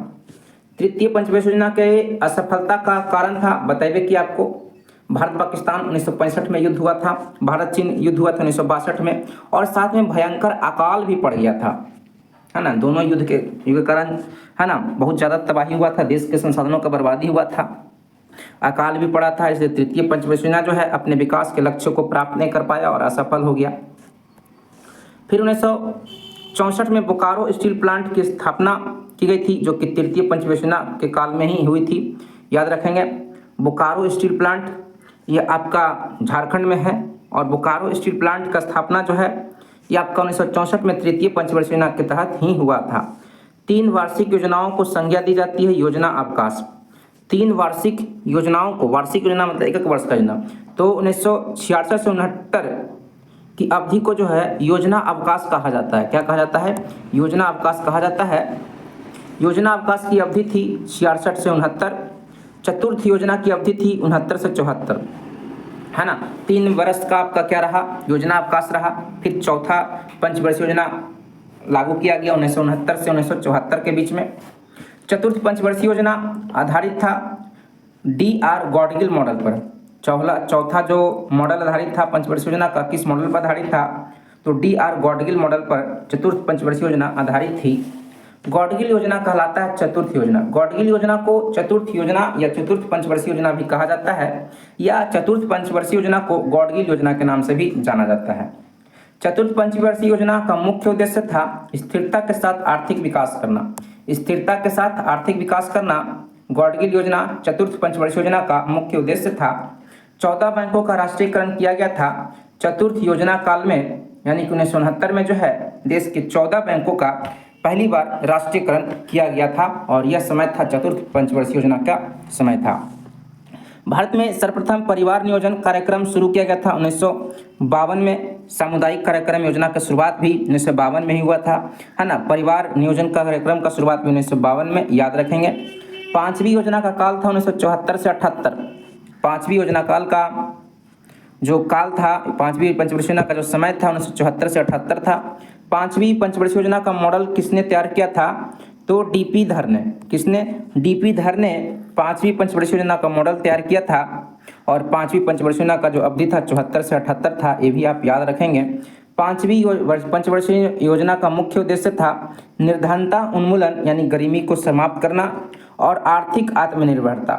निर्धनता उन्मूलन, आर्थिक आत्मनिर्भरता, ये पांचवी पंचवर्षीय योजना का मुख्य उद्देश्य रखा गया था। 4 वर्ष की पंचवर्षीय योजना थी, पांचवी 1 वर्ष पूर्व समाप्त कर दिया गया था। ये जो पांचवी पंचवर्षीय योजना था 5 साल न चल करके 1 साल पहले ही इसको समाप्त कर दिया गया, 4 वर्ष का ही रहा था, ये याद रखेंगे।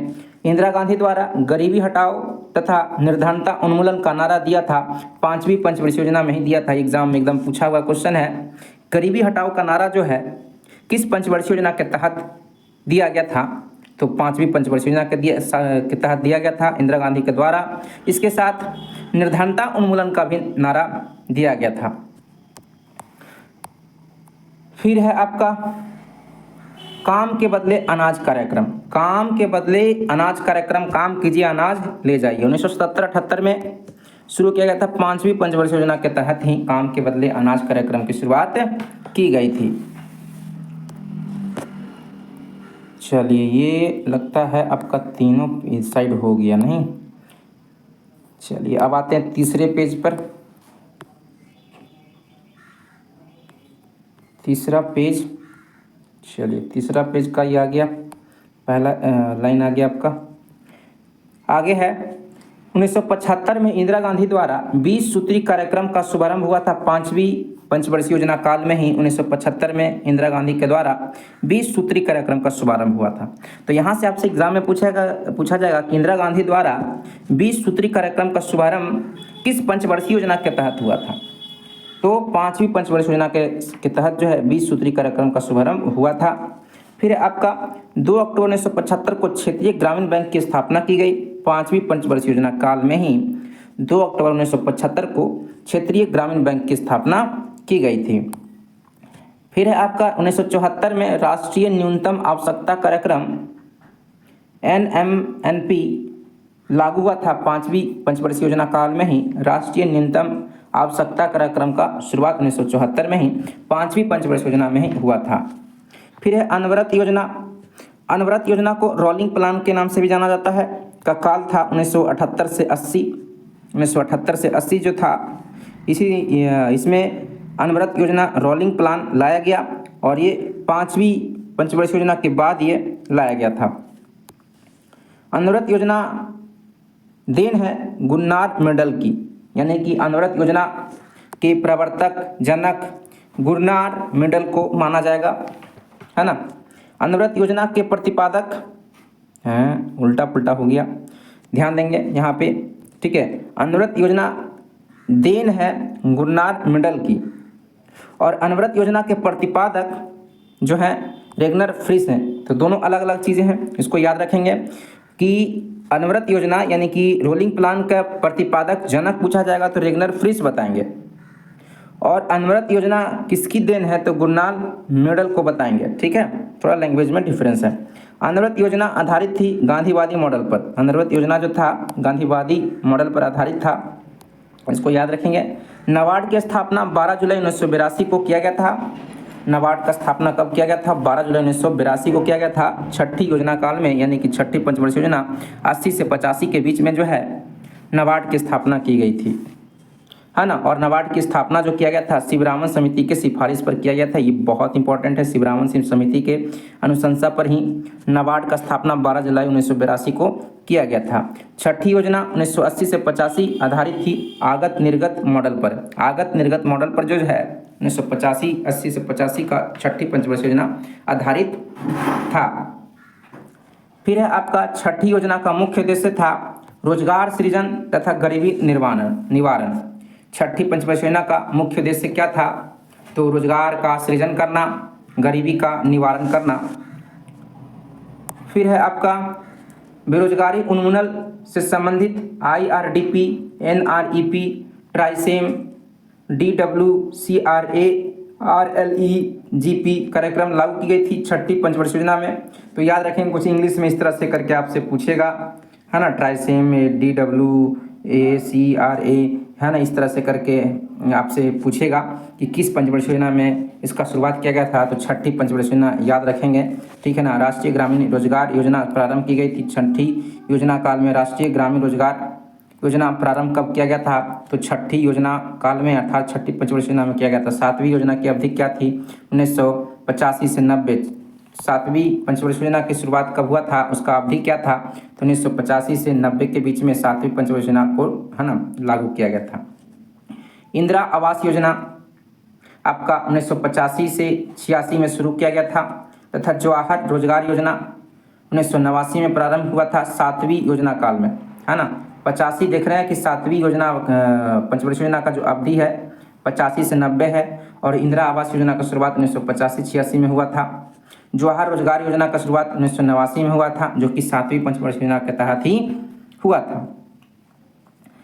फिर है आपका नेहरू रोजगार योजना 1989 में, तो ये भी सातवीं पंचवर्षीय योजना के तहत ही शुरू हुआ। फिर आठवीं पंचवर्षीय योजना 1992 से 97 की मॉडल तैयार की गई थी जॉन डब्ल्यू मिलर ने। आठवीं पंचवर्षीय योजना का किस मॉडल पर आधारित था? तो जॉन डब्ल्यू मिलर के मॉडल पर आधारित था आठवीं पंचवर्षीय योजना। 1992 से 97 इसकी अवधि थी। आठवीं योजना का मुख्य उद्देश्य था मानव संसाधन का विकास करना। मानव संसाधन का विकास करना आठवीं पंचवर्षीय योजना का मुख्य उद्देश्य था। आठवीं योजना का विकास दर लक्ष्य एवं प्राप्ति दर लक्ष्य था, यानी कि आठवीं पंचवर्षीय योजना का विकास दर का लक्ष्य रखा गया था 5.6 और प्राप्त हुआ 6.8 प्राप्त हुआ, यानी कि जितना आशा किया गया था उससे ज़्यादा जो है लक्ष्य की प्राप्ति हुआ आठवीं पंचवर्षीय योजना में। महिला समृद्धि योजना 2 अक्टूबर 1993 को प्रारंभ हुआ था, आठवीं पंचवर्षीय योजना के तहत ही प्रारंभ हुआ था। प्रधानमंत्री रोजगार योजना 15 अगस्त 1993 को शुरू की गई थी, आठवीं पंचवर्षीय योजना काल में ही किया गया था। आगत निर्गत मॉडल पर आधारित नौवीं पंचवर्षीय योजना 1997 से 2002 का उद्देश्य था सामाजिक न्याय समानता के साथ आर्थिक विकास। ये आपका नौवीं पंचवर्षीय योजना का, है ना, उद्देश्य था। 10वीं योजना का काल था, 10वीं पंचवर्षीय योजना का क्या काल था? 2002 से 2007 जो था 10वीं पंचवर्षीय योजना का समय था, अवधि था। 10वीं योजना का मुख्य उद्देश्य था देश में गरीबी और बेरोजगारी समाप्त करना। 10वीं पंचवर्षीय योजना का मुख्य उद्देश्य था। अब तक की सबसे सफल एवं सबसे विकास दर वाली योजना थी 10वीं पंचवर्षीय योजना। कौन सी थी? 10वीं पंचवर्षीय योजना जो थी सबसे सफल, है ना, योजना मानी गई। 10वीं योजना का विकास दर लक्ष्य प्राप्ति जो है कितना रहा? तो विकास दर का लक्ष्य था 8 था, प्राप्ति हुआ 7.6 हुआ, यानी कि ज़्यादा प्राप्त हुआ। फिर 11वीं योजना की अवधि थी 2007 से 2012, यानी कि 11वीं पंचवर्षीय योजना का मुख्य जो अवधि था 2007 से 12 था। 11वीं पंचवर्षीय योजना का मुख्य लक्ष्य था तीव्र और समावेशी विकास करना। 11वीं पंचवर्षीय योजना का मुख्य उद्देश्य था तीव्र और समावेशी विकास करना। 12वीं योजना यानी कि 12वीं पंचवर्षीय योजना की अवधि थी 2012 से 2017, और ये 2017 से पहले ही 2014 में ही इसको समाप्त कर दिया गया योजना आयोग के द्वारा। और योजना आयोग ने पंचवर्षीय योजना को भी, योजना आयोग के द्वारा ही तो पंचवर्षीय योजना को लागू किया जाता था, तो 14 में क्या कर दिया गया? समाप्त कर दिया गया। फिर आगे है आपका, तो ये सब चीज़ें कहीं ना कहीं क्या है, थोड़ा याद करना होगा, बार बार रिवीजन करना ही पड़ेगा आपको, ठीक है। इसको ज़्यादा से ज़्यादा आप सुने। कोई भी एग्ज़ाम हो, आप देखते हो कि पंचवर्षीय योजना से क्वेश्चन एकदम आता ही आता है, तो स्वाभाविक है इसको बार बार रिवाइज करके एक बार देख लेना। चलिए, तो 12वीं योजना का मुख्य उद्देश्य था तीव्र संपोषणीय और अधिक समावेशी विकास करना।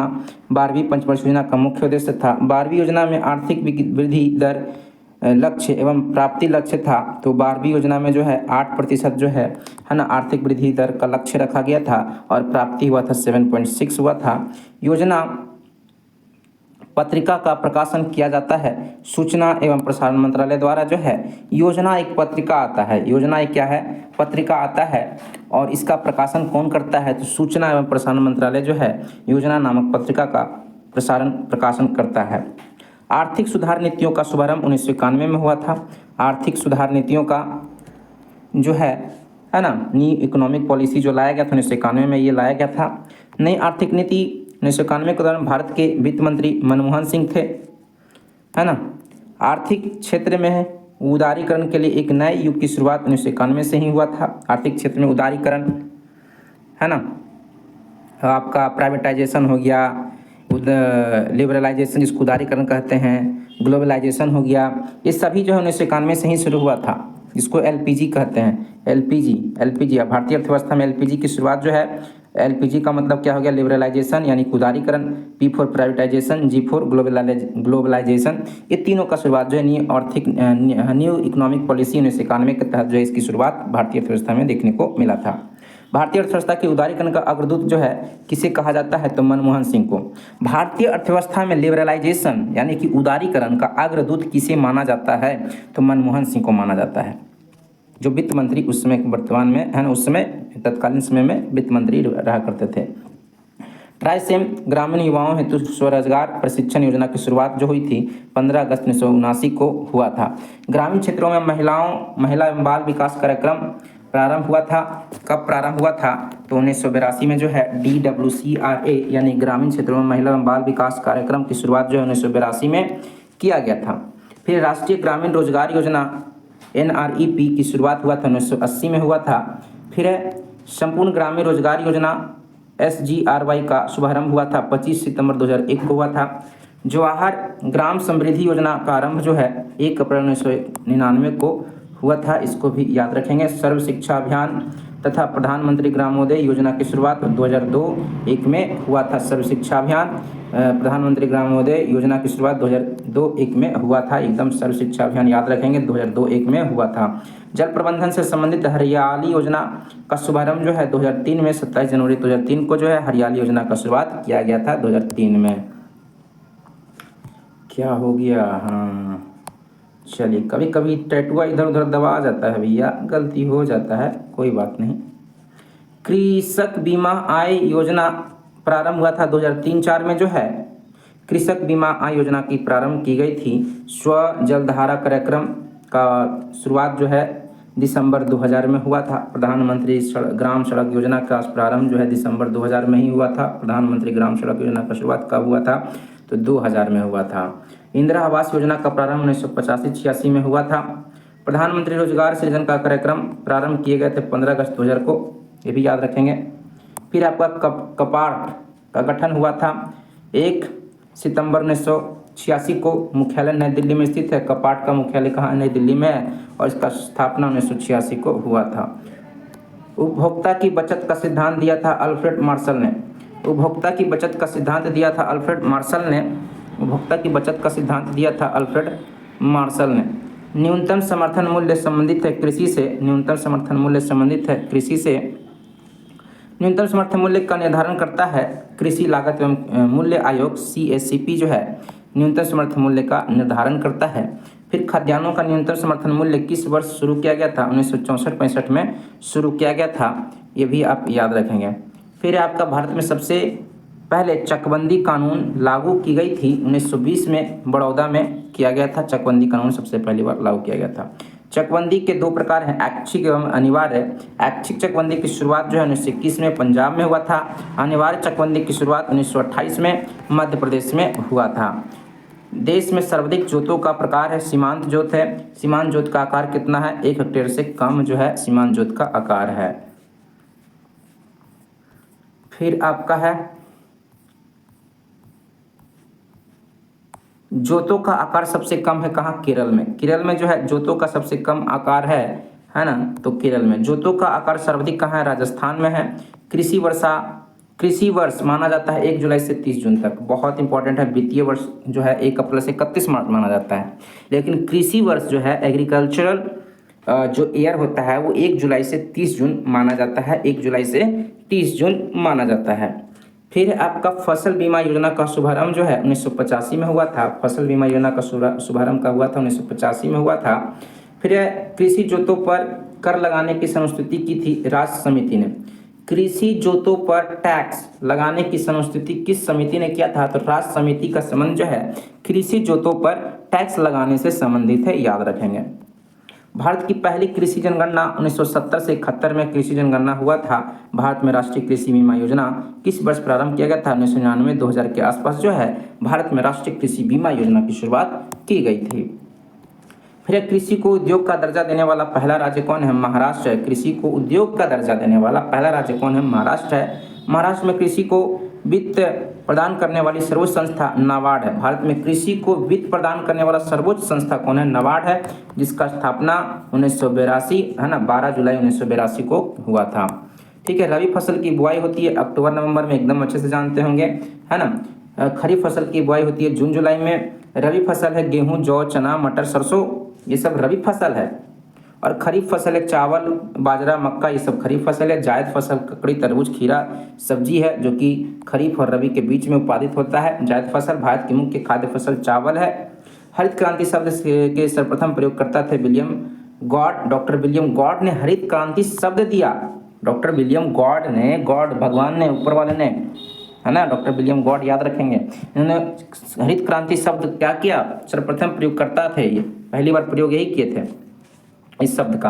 हरित क्रांति की शुरुआत भारत के संदर्भ में पूछ रहा है, दे रहा है। तो 1967-68 में जो हरित क्रांति की शुरुआत आपका हरियाणा पंजाब में हुआ था। और इसके जनक जो है भारत में हरित क्रांति के जन्मदाता माने जाते हैं MS स्वामीनाथन जो है ना, हरित क्रांति के जनक भारत में माने जाते हैं। हरित क्रांति शब्द किसने उपयोग किया था सबसे पहले, है ना, तो कमेंट करके बताइए तो जल्दी। क्या बताया आपको अभी हम, है ना। हरित क्रांति के विश्व स्तरीय जनक माने जाते हैं डॉक्टर नॉर्मन बोरलॉग। विश्व स्तरीय जब पूछेगा तो नॉर्मन बोरलॉग जो थे हरित क्रांति के जनक थे। हरित क्रांति में सबसे प्रभावित फसल कौन था? गेहूं, यानी कि गेहूं का उत्पादन जो हरित क्रांति में सबसे ज्यादा देखा गया। हरित क्रांति के समय भारत का केंद्रीय खाद्य एवं कृषि मंत्री कौन थे? तो CS सुब्रमण्यम जो थे हरित क्रांति के समय भारत के खाद्य एवं कृषि मंत्री हुआ करते थे। क्या दबा गया, चलिए ठीक हो गया। हरित क्रांति का जनक देश कौन है? फिलीपींस। फिलीपींस जो है हरित क्रांति का जनक देश माना जाता है, यानी कि माना जाता है कि दुनिया में सबसे पहले फिलीपींस में ही, फिलीपींस जहाँ की राजधानी मनीला है ना। और आपका चावल अनुसंधान संस्था वैश्विक स्तर पर देखा जाए तो विश्व में चावल अनुसंधान संस्था कहाँ है? फिलीपींस मनीला में ही स्थित है। और इसी फिलीपींस को हरित क्रांति का जनक देश माना जाता है। सर्वप्रथम हरित क्रांति आई थी पंजाब में, है ना, आपको बताया पंजाब में, भारत में पंजाब में आया था। पीली क्रांति संबंधित है तिलहन उत्पादन से। भूरी क्रांति संबंधित है उर्वरक उत्पादन से, याद रखेंगे एकदम आता ही आता है। लाल क्रांति संबंधित है मांस एवं टमाटर से। गुलाबी क्रांति संबंधित है झींगा उत्पादन से। श्वेत क्रांति संबंधित है दूध उत्पादन से। रजत क्रांति संबंधित है अंडा उत्पादन से। बादामी क्रांति संबंधित है मसाला उत्पादन से। गोल क्रांति का संबंध है आलू उत्पादन से। नीली क्रांति का संबंध मत्स्य पालन से है। कृष्ण क्रांति का संबंध जो है पेट्रोलियम से है। ब्राउन क्रांति का संबंध जो है गैर परंपरागत ऊर्जा स्रोत से है, यानी कि आपका गैर परंपरागत ऊर्जा स्रोत कहने का मतलब क्या हो गया, है ना, आपका सौर ऊर्जा हो गया, है ना, हवा हो गया, भूतापीय ऊर्जा हो गया, ज्वारीय ऊर्जा हो गया, ये सब क्या है? गैर परंपरागत ऊर्जा स्रोत है। और इसको ब्राउन क्रांति की संज्ञा दिया गया है। सुनहरी क्रांति का संबंध फल उत्पादन से है। सभी क्रांतियों का सम्मिलन है इंद्रधनुष क्रांति। सभी क्रांतियों का सम्मिलन क्या कहलाता है? बहुत बढ़िया, बहुत बढ़िया।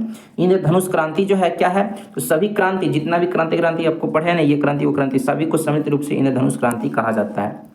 फिर आपका कर, प्रत्यक्ष कर, आयकर, संपत्ति कर, निगम कर, मृत्यु कर, भू राजस्व कर, उपहार कर, ये सभी के सभी डायरेक्ट टैक्स माने जाते हैं, है ना। प्रत्यक्ष कर माना जाता है। एग्जाम में आता है निम्नलिखित में से कौन प्रत्यक्ष कर है, कौन अप्रत्यक्ष कर है या नहीं है, इस संदर्भ में क्वेश्चन पूछा जाता है।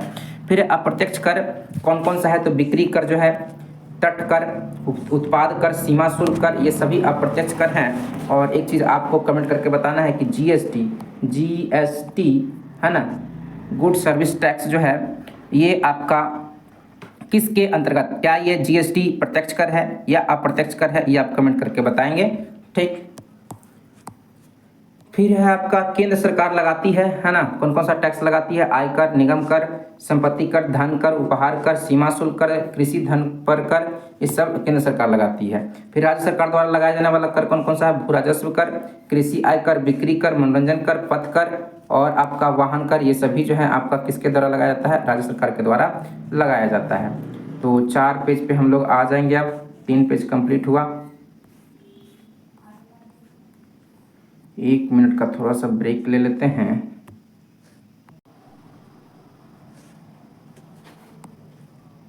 तो चौथा पेज पे हम लोग आ गए हैं और चौथा पेज पे कुल टोटल 6 पेज है आपका इंडियन इकोनॉमिक्स के अंतर्गत। जितना आपको इसमें दिया है उतना कम से कम बेसिक आपको जानना जो है सभी तरह के प्रतियोगी परीक्षाओं के लिए एकदम ज़रूरी ही है, इसलिए इतना तो एकदम रिवीजन कर लीजिए। कर ढांचे में सुधार के लिए गठित समिति थी चेलैया समिति। चेलैया समिति किससे संबंधित है, ऐसा एग्जाम में हमेशा पूछता है भैया। कर ढांचे से, कर ढांचे में सुधार से संबंधित था चेलैया समिति और इसका गठन जो 1951 में 1991 में किया गया था। भारत में कर आगम का बड़ा स्रोत क्या है, निगम कर। भारत में कर आगम का बड़ा स्रोत क्या है, निगम कर है। यानी कि भारत में सबसे ज़्यादा जो टैक्स वसूला जाता है वो निगम कर से वसूला जाता है। निगम कर का लगता है कंपनियों की आय पर। निगम कर कहाँ लगता है, तो कंपनियों की आय पर लगता है आपका निगम कर लगता है। भारत में पहली बार मूल्य वर्धित कर वैल्यू एडेड टैक्स वैट लागू हुआ था 2005 में, हरियाणा में लागू हुआ था। फिर है संशोधित मूल्य वर्धित कर, है ना, मॉडिफाइड MOD का मॉडिफाई होता है वैल्यू एडेड टैक्स VAT, संबंधित है उत्पाद कर से। MOD यानी कि मॉडिफाई वैट संबंधित है उत्पाद कर से। प्रोडक्शन टैक्स से संबंधित है, प्रोडक्ट टैक्स से संबंधित है CENVAT, सेन वैट से संबंधित है केंद्रीय उत्पाद सेंट्रल, CEN से हो जाएगा सेंट्रल, वैट से हो जाएगा, है ना, वैल्यू एडेड टैक्स, संबंधित है केंद्रीय उत्पाद शुल्क से है। सर्विस टैक्स लेता है आयकर विभाग। सर्विस टैक्स कौन लेता है, आयकर विभाग जो है सर्विस टैक्स लेता है। भारत में GST goods and service tax लागू किया गया है 1 जुलाई 2017 को, जो है ना, GST लागू किया गया। और आपको याद रखना है 1 जुलाई को GST डे यानी कि गुड एंड सर्विस टैक्स दिवस मनाया जाता है, 1 जुलाई को मनाया जाता है। और 1 जुलाई 2017 को GST लागू किया गया था भारत में। GST अप्रत्यक्ष एवं गंतव्य आधारित कर है। आपसे एक क्वेश्चन पूछे थे कि GST कैसा कर है, तो देखिए यहाँ पे आ गया, GST जो है अप्रत्यक्ष कर है, इनडायरेक्ट टैक्स है। GST सर्वप्रथम किस देश में लागू हुआ था, तो फ्रांस जो है GST लागू करने वाला पहला देश था पूरे दुनिया में। GST की 4 दरें हैं, यानी GST जो लगता है 4 रेट पर लगता है। एक है 5%, दूसरा लगता है दूसरे प्रकार की वस्तु, अलग इसमें अलग अलग तरह की वस्तुएं आती है कि 5% के GST में कौन कौन सा वस्तु आएगा, ये सब सरकार के द्वारा क्लासीफाई किया जा चुका है ना। 5%, 12%, 18%, 28%, ये सभी 4 प्रकार की दरें पर जो है GST लगता है भारत में विभिन्न प्रकार के प्रोडक्ट पर। किस संविधान संशोधन द्वारा भारत में GST लागू किया गया है, तो 101वां संविधान संशोधन के तहत जो है GST को लागू किया गया। GST परिषद की स्थापना 12 सितंबर 2016 को GST परिषद का स्थापना किया गया था। सेवा कर प्रारंभ किया गया 1994-95 में जो है सेवा कर प्रारंभ किया गया था। रेखा समिति गठित की गई थी अप्रत्यक्ष कर सुधार के लिए। एकदम याद रखेंगे इस तरह की समिति, रेखा समिति। भैया रेखा समिति किससे संबंधित है, अप्रत्यक्ष कर में सुधार से संबंधित है। रेखा समिति अप्रत्यक्ष कर में सुधार से संबंधित आपका ये रेखा समिति है। फिर है वांचू समिति किससे संबंधित है, तो प्रत्यक्ष कर ढांचे से। वांचू समिति जो है किससे संबंधित है, तो प्रत्यक्ष कर ढांचा से संबंधित है वांचू आपका समिति, यानी कि प्रत्यक्ष टैक्स से आप याद रखेंगे, डायरेक्ट टैक्स से संबंधित है वांचू।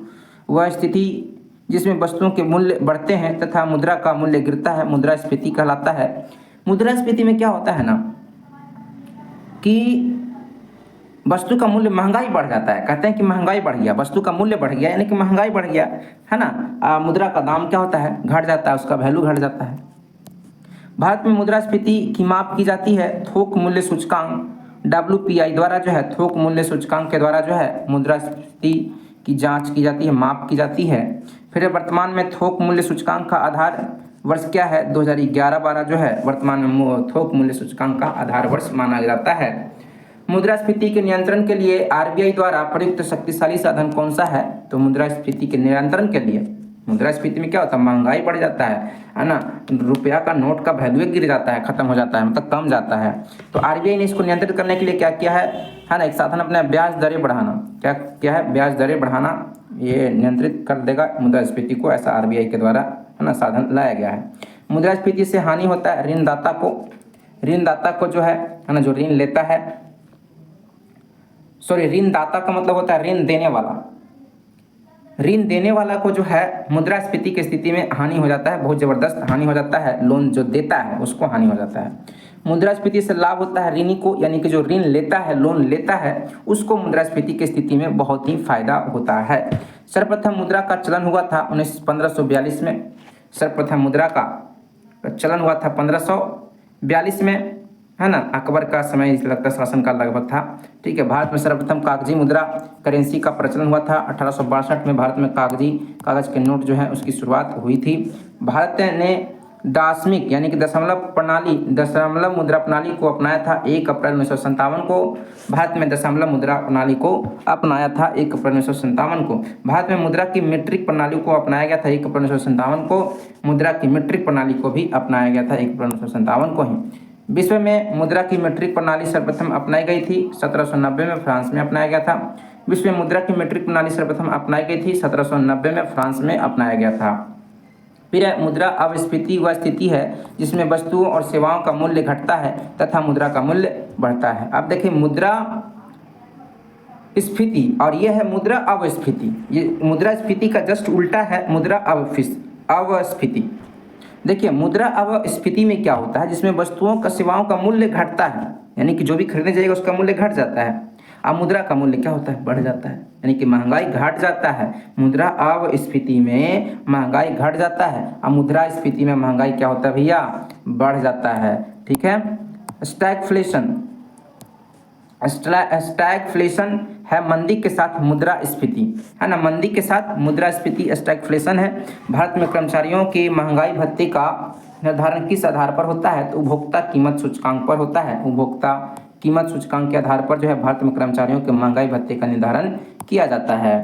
फिर आपका अन्य मुद्रा की तुलना में स्वदेशी मुद्रा के मूल्य को घटना क्या कहलाता है, अवमूल्यन कहलाता है। अन्य मुद्रा की तुलना में अपने देश की मुद्रा का मूल्य वैल्यू गिर जाना, घट जाना, कम जाना क्या कहलाता है, अवमूल्यन कहलाता है। क्या कहलाता है, अवमूल्यन कहलाता है, याद रखेंगे। मुद्रा अवमूल्यन का उद्देश्य है निर्यात को बढ़ावा तथा आयात को कम करना, यानी कि भेजना बाहर में, आयात करने का मतलब क्या होता है, कहीं कुछ बेचना, बाहर भेजना। और निर्यात करने का मतलब क्या होता है, है ना, लाना, कहीं से खरीद करके लाना। ठीक है, निर्यात करना, आयात मतलब लाना होता है भैया, सॉरी, आयात मतलब एक्सपोर्ट, इंपोर्ट मतलब होता है खरीद के लाना, आयात मतलब होता है कहीं से लाना, अपने देश में लाना, और निर्यात करना मतलब होता है कहीं भेजना, है ना। तो ये थोड़ा सा आप देख लेंगे, थोड़ा कन्फ्यूजन हो गया हमको, लेकिन एग्जैक्ट मीनिंग हम आपको लास्ट में बता ही दिए।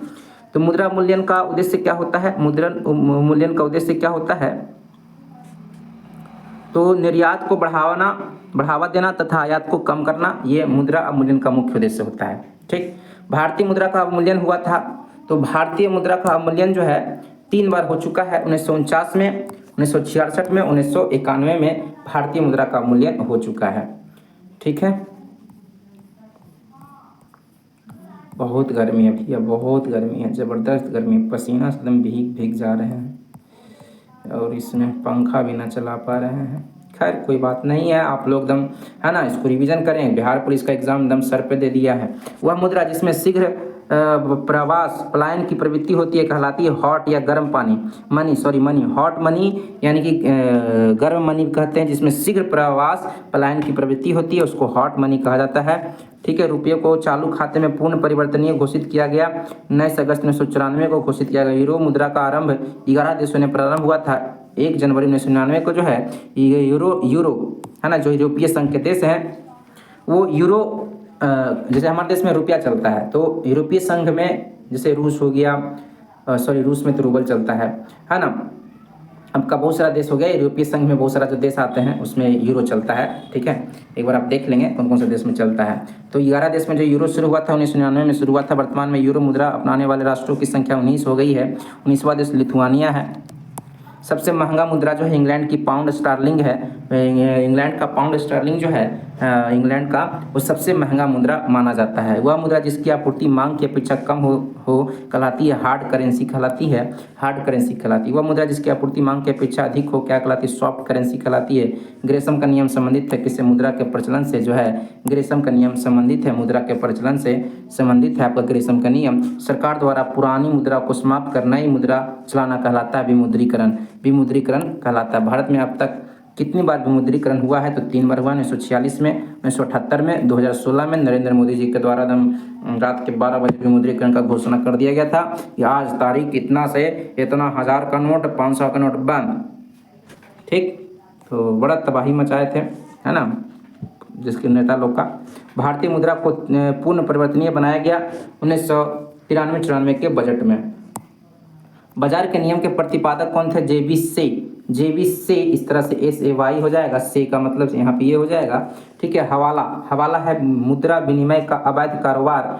मुद्रा विनिमय का अवैध कारोबार को हवाला कहा जाता है। मुद्रा स्वयं मुद्रा का निर्माण करती है। मुद्रा स्वयं मुद्रा का निर्माण करती है, यह परिभाषा किसने प्रस्तुत किया था? क्रोमर ने। क्रोमर ने जो है मुद्रा स्वयं मुद्रा का निर्माण करती है, ये क्रोमर ने बताया था। ऐच्छिक मुद्रा कहलाता है साख मुद्रा। साख मुद्रा को ऐच्छिक मुद्रा कहते हैं। ठीक है। कानूनी मुद्रा कहा जाता है फ्लैट मनी को। कानूनी मुद्रा किसको कहता है? फ्लैट मनी को कहा जाता है। प्लास्टिक मनी कहता है क्रेडिट कार्ड को कहा जाता है। ATM कार्ड को प्लास्टिक मनी कहा जाता है। ब्लू मनी का अर्थ है अघोषित धन है। स्मार्ट मनी का अर्थ है क्रेडिट कार्ड से है। फिर आपका मुद्रा आपूर्ति की सर्वाधिक तरल माप है M1 है। मुद्रा आपूर्ति की सर्वाधिक तरल माप क्या है? M1 है। मुद्रा आपूर्ति में विस्तृत मुद्रा कहलाता है M3 कहलाता है। भारत का सबसे अधिक विदेशी मुद्रा व्यय होता है कच्चा तेल के आयात पर। भारत सर्वाधिक आयात करता है चीन से, है ना। भारत सबसे ज़्यादा आयात करता है, किससे करता है? चीन से करता है। भारत इंपोर्ट करना मतलब मंगवाना, है ना। आयात करना मतलब मंगवाना। भारत सर्वाधिक निर्यात करता है, अमेरिका को करता है। सबसे ज़्यादा निर्यात एक्सपोर्ट करता है, अमेरिका को करता है। भारतीय निर्यात का सबसे महत्वपूर्ण मध्य पेट्रोलियम उत्पाद है ना। पेट्रोलियम से बना हुआ जो पदार्थ है, उत्पाद है, वो निर्यात करता है। भारत का सबसे बड़ा व्यापारिक साझेदार कौन है? अमेरिका है। मौद्रिक व्यवस्था की इकाई क्या है? भारत, है ना। मौद्रिक व्यवस्था की इकाई क्या है? रुपया है। ठीक है, इसको याद रखेंगे। 1 रुपये के नोट पर हस्ताक्षर होता है वित्त सचिव का, बहुत इंपॉर्टेंट है ना। वित्त सचिव का 1 रुपये के नोट पर हस्ताक्षर होता है। 1 रुपये से अधिक के सभी मूल्यों के नोटों का हस्ताक्षर होता है RBI के गवर्नर का, रिजर्व बैंक ऑफ इंडिया के गवर्नर का होता है। RBI का निर्गत सभी नोटों पर उसका मूल्य कितनी भाषाओं में लिखा होता है? 17 भाषा में। यानी कि जो भी नोट RBI के द्वारा निकलता है उस पर 17 भाषा लिखे होते हैं। 1 रुपये के नोट व सिक्के जारी किए जाते हैं भारत सरकार वित्त मंत्रालय के द्वारा, जो है ना। 1 रुपये के सिक्के या नोट जारी किए जाते हैं। भारत में वित्तीय घाटे का मौद्रीकरण प्राप्त किया जाता है सरकार द्वारा ऋण लेकर के। जिस बाजार से ऋण के रूप में धन प्राप्त किया जा सकता है कहलाता है मुद्रा बाजार कहलाता है। ठीक है। एक और आपका इधर बचा हुआ है। ठीक है, 4 पेज में भी हैं हम लोग। गिल्ट एज्ड बाजार संबंधित है सरकारी प्रतिभूतियों के व्यापार क्रय विक्रय से। गिल्ट एज्ड बाजार संबंधित है सरकारी प्रतिभूतियों के व्यापार क्रय विक्रय से संबंधित है, ये आप याद रखेंगे। फिर आपका है भारत सर्वाधिक आयात करता है तेल एवं पेट्रोलियम पदार्थ। सबसे ज़्यादा आयात क्या करता है? तेल और पेट्रोलियम पदार्थ भारत के पास नहीं है तो उसको क्या करता है? मंगवाता है। भारत आ गया। निर्यातों एवं आयातों को वित्तीय सहायता प्रदान करता है निर्यात आयात बैंक, है ना। एक्सपोर्ट इंपोर्ट बैंक जो है वो निर्यातकों एवं आयातकों की वित्तीय सहायता को प्रदान करने का काम एक्सपोर्ट, है ना। एग्जिम बैंक इसको शॉर्ट में कहते हैं। निर्यात आयात बैंक एग्जिम बैंक की स्थापना 1 जनवरी 1982 को जब नाबार्ड का स्थापना हुआ था, जिस साल में, उसी साल में एग्जिम बैंक का भी स्थापना हुआ था। भारत में जीवन बीमा देन है ब्रिटेन की, है ना। जीवन बीमा देन किसका है? ब्रिटेन का है। मल्होत्रा समिति का गठन किस प्रयोजन से किया गया था? बीमा क्षेत्र में सुधार के लिए सिफारिश देने के लिए जो है मल्होत्रा समिति का गठन किया गया था। तो मल्होत्रा समिति किससे संबंधित है? बीमा क्षेत्र में सुधार से संबंधित है मल्होत्रा समिति। फिर है दीर्घकालिक वित्त उपलब्ध कराने वाली संस्था कौन है? UTI, LIC, GIC, ये सब दीर्घकालीन वित्त उपलब्ध कराने वाली महत्वपूर्ण संस्था है। फिर है भारतीय जीवन बीमा LIC की स्थापना 1 सितंबर 1956 को। LIC का स्थापना कब हुआ था? तो 1 सितंबर 1956 को LIC का स्थापना हुआ था। भारत के सामान्य बीमा व्यवसाय का राष्ट्रीयकरण हुआ था 1971 में, इसका राष्ट्रीयकरण हुआ था। सामान्य बीमा निगम GIC की स्थापना हुआ था 1972 में हुआ था। बीमा क्षेत्र का नियमन करती है IRDA करती है, IRDA करती है। IRDA बीमा नियामक एवं विकास प्राधिकरण है का गठन जो है 19 अप्रैल 2000 को मल्होत्रा समिति के सिफारिश पर IRDA का ही गठन किया गया था। सबसे बड़ा म्यूचुअल फंड संगठन UTI है, भारतीय यूनिट ट्रस्ट है। इसकी स्थापना 1 फरवरी 1946 को, मुख्यालय इसका मुंबई में है। भारत का पहला म्यूचुअल फंड US 64 है। भारत का पहला म्यूचुअल फंड कौन सा है? US 64 है। ठीक है। भारत का प्रतिभूति मुद्रणालय, सिक्योरिटी प्रिंटिंग प्रेस तथा बैंक नोट प्रेस स्थित है, क्रमशः नासिक, हैदराबाद तथा देवास में स्थित है। फिर भारत में करेंसी नोटों का मुद्रण एवं आपूर्ति की जाती है, सिक्योरिटी प्रेस नासिक द्वारा की जाती है। भारत में सिक्का बनाया जाता है मुंबई में, कोलकाता में, हैदराबाद में तथा नोएडा में। ये 4 जगहों में भारत में सिक्का है ना, सिक्का का निर्माण ढाला जाता है ना, बनाया जाता है। सहकारी समितियों का ढांचा है त्रिस्तरीय है। सहकारी समिति का ढांचा कैसा है? त्रिस्तरीय है। नकदी में प्राप्त मजदूरी है, मौद्रिक मजदूरी है। ठीक है। भारत में न्यूनतम मजदूरी अधिनियम किस वर्ष पहली बार स्वीकृत हुआ था? 1948 में, है ना, ये स्वीकृत हुआ था। पूंजी साधन का प्रतिफल होता है, ब्याज होता है। आर्थिक समृद्धि का अर्थ है उत्पादन में वृद्धि। रिजर्व बैंक की स्थापना 1 अप्रैल 1935 को हुआ था, हिल्टन यंग आयोग की सिफारिश पर हुआ था, है ना। रिजर्व बैंक का राष्ट्रीयकरण 1 जनवरी 1949 को, है ना, गवर्नर CD देशमुख के इसमें थे जब राष्ट्रीयकरण हुआ था। रिजर्व बैंक के प्रथम गवर्नर ओसबॉर्न स्मिथ थे। रिजर्व बैंक के प्रथम भारतीय गवर्नर CD देशमुख थे। ठीक है। भारतीय रिजर्व बैंक की प्रथम महिला डिप्टी गवर्नर कौन थी? KJ उदेसी थी। ठीक है। भारतीय रिजर्व बैंक में होते हैं 1 गवर्नर, 4 डिप्टी गवर्नर होते हैं, याद रखेंगे। रिजर्व बैंक का लेखा वर्ष क्या है? 1 जुलाई से 30 जून। 1 जुलाई से लेकर के 30 जून जो है आपका भारत का, है ना, लेखा वर्ष कहलाता है। ठीक है। तो ये आपका हम लोग 4 पेज कंप्लीट कर लिए। अब आते हैं 5वें पेज पर। ठीक है। और यहाँ पे भी लेंगे थोड़ा सा का ब्रेक, क्योंकि थोड़ा गर्मी लग रहा है तो पसीना वना पोंछ लेते हैं भैया। तो अब हम लोग आ गए भैया 5वें पेज पर। 5 पेज के बाद एक पेज और है और पूरा इकोनॉमिक्स, इंडियन इकोनॉमिक्स आपका ख़त्म हो जाएगा, है ना। एकदम क्विक रिवीजन के लिए एकदम पूरा इसको देख जाएं। इम्पीरियल, चलिए शुरू करते हैं। इम्पीरियल बैंक ऑफ इंडिया नाम बदलकर 1 जुलाई 1955 को रखा गया SBI, state bank of India. यानी कि पहले स्टेट बैंक ऑफ इंडिया जो है इम्पीरियल बैंक ऑफ इंडिया के नाम से जाना जाता था, है ना। और 1 जुलाई 1955 को इम्पीरियल बैंक ऑफ इंडिया का नाम बदल करके SBI, state bank of India रख दिया गया। देश का सबसे बड़ा सार्वजनिक व्यावसायिक बैंक कौन सा है? तो यही है भारतीय स्टेट बैंक और SBI है, यानी कि स्टेट बैंक ऑफ इंडिया है। और आपको बता दें कि दुनिया में सबसे ज़्यादा ब्रांच, है ना, शाखा किस बैंक का है? तो यही है SBI, state bank of India का ब्रांच जो है पूरे वर्ल्ड में सबसे ज़्यादा है, सभी बैंकों की तुलना में देखा जाए। फिर है आपका SBI बैंक की स्थापना 1 जुलाई 1955 को हुआ था, गोरवाला समिति के संस्तुति पर। ये भी याद रखेंगे, SBI की स्थापना किसके समिति के सिफारिश पर हुआ था? तो गोरवाला समिति के सिफारिश पर 1 जुलाई 1955 को इसका स्थापना हुआ था। सर्वप्रथम 14 बैंकों का राष्ट्रीयकरण किया गया था, 19 जुलाई 1969 को किया गया था। दूसरी बार 6 अन्य व्यापारिक बैंकों का राष्ट्रीयकरण जो है आपका 1980 में इंदिरा गांधी के शासनकाल में किया गया था, है ना। 15 अप्रैल 1980 को जो है राष्ट्रीयकरण किया गया था 6 और बैंक का, व्यापारिक बैंकों का किया गया था। तो पहली बार किया गया था 14 बैंकों का, दूसरी बार किया गया 6 बैंकों का, ये याद रखेंगे। फिर आपका भारत में बैंकों के राष्ट्रीयकरण की संस्तुति प्रस्तुत की गई थी हजारी समिति ने। भारत में बैंकों के राष्ट्रीयकरण की संस्तुति को प्रस्तुत की थी हजारी समिति ने। किसने? हजारी समिति ने। फिर नोटों का निर्गमन करता है RBI। नोटों का निर्गमन कौन करता है? RBI करता है। 1 रुपये का नोट एवं सिक्कों को छोड़ करके, है ना, जितना भी निर्गमन निकालने का काम जो है नोट को कौन का RBI करता है? रिजर्व बैंक ऑफ इंडिया करता है। जबकि 1 रुपये का नोट जो है वो जारी करता है ना, सचिव जो होते हैं, क्या आपको बताएं, है ना, बताते रहते हैं, हम ही कन्फ्यूज रहते हैं, है ना। वो क्या बोलते हैं, वित्त आयोग के जो सचिव होते हैं, वित्त मंत्री। अरे आप लोग देख लीजिएगा एक बार, है ना, बहुत आसान वाला है। कौन करते हैं 1 रुपये का नोट जारी करते हैं? आप कमेंट करके भी बता सकते हैं। वर्तमान में नोट निर्गमन हेतु अपनाई जाने वाली प्रणाली है न्यूनतम कोष प्रणाली।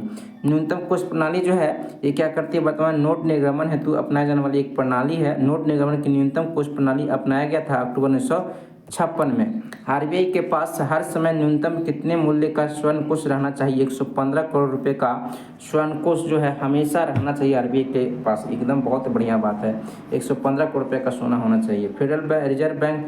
फेडरल रिजर्व केंद्रीय बैंक है अमेरिका का। फेडरल रिजर्व केंद्रीय बैंक किसका है? अमेरिका का है। ठीक है। क्षेत्रीय ग्रामीण बैंक को आरआरबीएस को प्रायोजित करता है, राष्ट्रीय वाणिज्यिक बैंक करता है। फिर आपका है आरआरबीएस की स्थापना 2 अक्टूबर 1975 को हुआ था। रिजर्व बैंक ऋण प्रदान करता है 90 दिन का। रिजर्व बैंक ऋण प्रदान करता है 90 दिन का, अर्थात 3 महीने का, है ना। भारत का प्रथम बैंक बैंक ऑफ हिंदुस्तान है। वर्तमान में राष्ट्रीयकृत बैंकों की संख्या 12 है। भारत में राष्ट्रीयकृत वर्तमान समय में राष्ट्र के द्वारा, है ना, राष्ट्रीय ऑथराइज नेशनलाइज जो बैंक है वो 12 वो है। बैंकिंग लोकपाल योजना पहली बार भारत में शुरू किया गया था 1995 में। 2002 के संशोधन के तहत, संविधान संशोधन के तहत वर्तमान में बैंकिंग लोकपाल ओम्बुड्समैन योजना प्रभावी है 2006 से, है ना। बैंकिंग लोकपाल का कार्य है बैंक ग्राहकों को बैंक द्वारा प्रदान की जाने वाली सेवाओं से संबंधित शिकायतों का समाधान करना। क्रेडिट कार्ड जारी करने वाला पहला सेंट्रल बैंक ऑफ कौन है? सेंट्रल बैंक ऑफ इंडिया है, जो क्रेडिट कार्ड को क्या किया था? जारी किया था। तो क्रेडिट कार्ड जारी करने वाला पहला बैंक कौन सा है? तो सेंट्रल बैंक ऑफ इंडिया है। कहाँ चला गया सेंट्रल बैंक ऑफ इंडिया? चलिए मिल गया। चलिए फिर है आपका प्रीपेड कार्ड। प्रीपेड कार्ड जारी करने वाला पहला बैंक कौन है? ओरिएंटल बैंक ऑफ कॉमर्स 2003 में। इंटरनेट बैंकिंग शुरू करने वाला पहला बैंक कौन सा है? आईसीआईसी, है ना। स्थापना 1994 में इसका स्थापना हुआ था आपका, है ना। आईसीआईसी बैंक का स्थापना जो है, और ये आईसीआईसीआई जो बैंक है इसने सबसे पहली बार इंटरनेट बैंकिंग का शुरुआत किया था। फिर है किसान क्रेडिट कार्ड योजना प्रारंभ हुआ था 1998 में। भारत में एटीएम सेवा शुरू करने वाला पहला बैंक कौन है? HSBC है। 1987 में इसका, है ना, एटीएम शुरू किया था। देश का प्रथम तैरता एटीएम स्थापित किया गया था कोच्चि में एसबीआई द्वारा। स्टेट बैंक ऑफ इंडिया द्वारा कोच्चि में जो है पहली बार तैरता हुआ एटीएम स्थापित किया गया था। केंद्रीय बैंकिंग जांच समिति की स्थापना कब हुआ था? 1931 में जो केंद्रीय बैंक जांच समिति का गठन किया गया था। नरसिंहम समिति संबंधित है, बैंकिंग संरचना सुधार से संबंधित है नरसिंहम समिति। फिर है गोईपुरिया समिति संबंधित है बैंक में ग्राहक सेवा सुधार से संबंधित है गोईपुरिया समिति। फिर है देश का पहला मोबाइल बैंक कौन सा है? लक्ष्मी वाहानी बैंक मध्य प्रदेश में है। फिर है आपका यूटीआई बैंक, वर्तमान नाम क्या है? Axis bank. यूटीआई बैंक का वर्तमान नाम क्या है? एक्सिस बैंक है। चलिए बहुत लंबा है अभी, है ना, सफ़र अभी बस थोड़ा सा और है ना। चलिए बैंक 30 जुलाई 2007 से, है ना। यूटीआई बैंक जो हो गया एक्सिस बैंक के नाम से हो गया, कब हो गया? 30 जुलाई 2007 से एक्सिस बैंक के नाम से ये, है ना, यूटीआई जाना जाता है। भारतीय औद्योगिक विकास बैंक आईडीबीआई की स्थापना की गई थी 1 फरवरी 1964 को। अल्पकालिक सरकारी प्रतिभूति कहलाता है ट्रेजरी बिल। ट्रेजरी बिल को अल्पकालिक सरकारी प्रतिभूति कहा जाता है। भारत में ट्रेजरी बिल बेचे जाते हैं, आरबीआई के द्वारा ट्रेजरी बिल बेचे जाते हैं। वर्तमान में आरबीआई कितने दिनों की ट्रेजरी बिल निर्गमित करता है? 91 या 364 दिन की, एवं 364 दिन की, है ना, ट्रेजरी बिल निर्गमित करता है। फिर ट्रेजरी बिल की न्यूनतम राशि होती है 25,000 रुपया तथा इसी गुणांक में होता है। ठीक है, 50, 25,000, 50,000, 75,000 ऐसा करके। एड हॉक ट्रेजरी बिल प्रणाली को समाप्त किया गया 31 मार्च 1997 को। शुरू किया गया था 1955 में और 97 में इसको समाप्त कर दिया गया।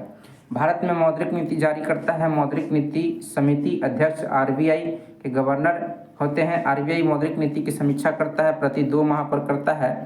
और मौद्रिक नीति के प्रमुख उपकरण हैं repo rate, reverse repo rate, CRR, SLR। ठीक है, जिस दर पर बैंक रिजर्व बैंक से उधार लेती है, नकदी ऋण प्राप्त करती है, उसे रेपो रेट कहा जाता है। जिस दर पर बैंक रिजर्व बैंक से आरबीआई से उधार लेगा तो रेपो रेट कहलाएगा। आप मान लीजिए कि रिजर्व बैंक आरबीआई जो है अन्य बैंक से क्या करेगा? उधार लेगा, तो उसको रिवर्स रेपो रेट कहेंगे। वह दर्ज इसका लिखा हुआ है, आरबीआई अन्य बैंकों से ऋण लेती है तो उसका कहलाता है रिवर्स रेपो रेट कहलाता है। बहुत इंपॉर्टेंट है। बैंक आरबीआई द्वारा निर्धारित राशि को जब नकद के रूप में आरबीआई के पास जमा करे तो वह कहलाता है नकद आरक्षित अनुपात, CRR कहलाता है। बैंक आरबीआई द्वारा निर्धारित राशि को जब प्रतिभूति के रूप में अपने पास रखता है तो वह कहलाता है वैधानिक तरलता दर, एसएलआर कहलाता है। आरबीआई जिस दर पर वाणिज्यिक बैंक को ऋण उपलब्ध कराता है वह कहलाता है बैंक दर कहलाता है। आरबीआई जिस दर पर वाणिज्यिक बैंक को ऋण उपलब्ध कराता है वह बैंक दर कहलाता है, बैंक रेट कहलाता है। नेफ्ट, एनईएफटी और आरटीजीएस साधन है मुद्रा अंतरण के ठीक है। एनईएफटी का फुल फॉर्म होता है national electronic fund transfer. National electronic fund transfer जो है एनईएफटी का फुल फॉर्म होता है। और आरटीजीएस का फुल फॉर्म होता है real time gross settlement. IFSC का फुल फॉर्म होता है इंडियन फाइनेंशियल सिस्टम कोड, बहुत इंपॉर्टेंट है ठीक है। भारतीय बैंकों का सर्वाधिक शाखा यूके में है। भारत की बैंक का सबसे ज़्यादा शाखा ब्रांच जो है कहाँ, यूनाइटेड किंगडम में है। सहकारी बैंक का गठन होता है 3 स्तर पर।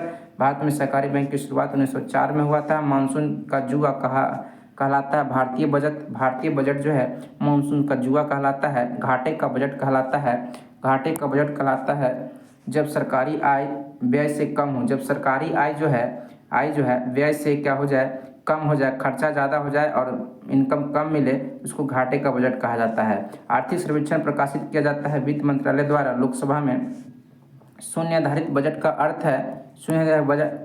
अर्थ है हर बार बिल्कुल नए सिरे से बजट तैयार करना ठीक है। शून्य आधारित बजट देन है अमेरिका की। शून्य आधारित बजट किसकी देन है, अमेरिका की है। भारत में शून्य आधारित बजट को किस वर्ष के वार्षिक बजट में अपनाया गया था, 1987-88 के बजट में जो है शून्य आधारित बजट को अपनाया गया था और शून्य आधारित बजट की देन जो है अमेरिका है। शून्य आधारित बजट की अवधारणा के प्रतिपादक थे पीए पायर जो थे, इन्होंने शून्य आधारित बजट का अवधारणा का प्रतिपादन किया था। कुल व्यय और कुल प्राप्तियों के बीच का अंतर कहलाता है बजटीय घाटा कहलाता है।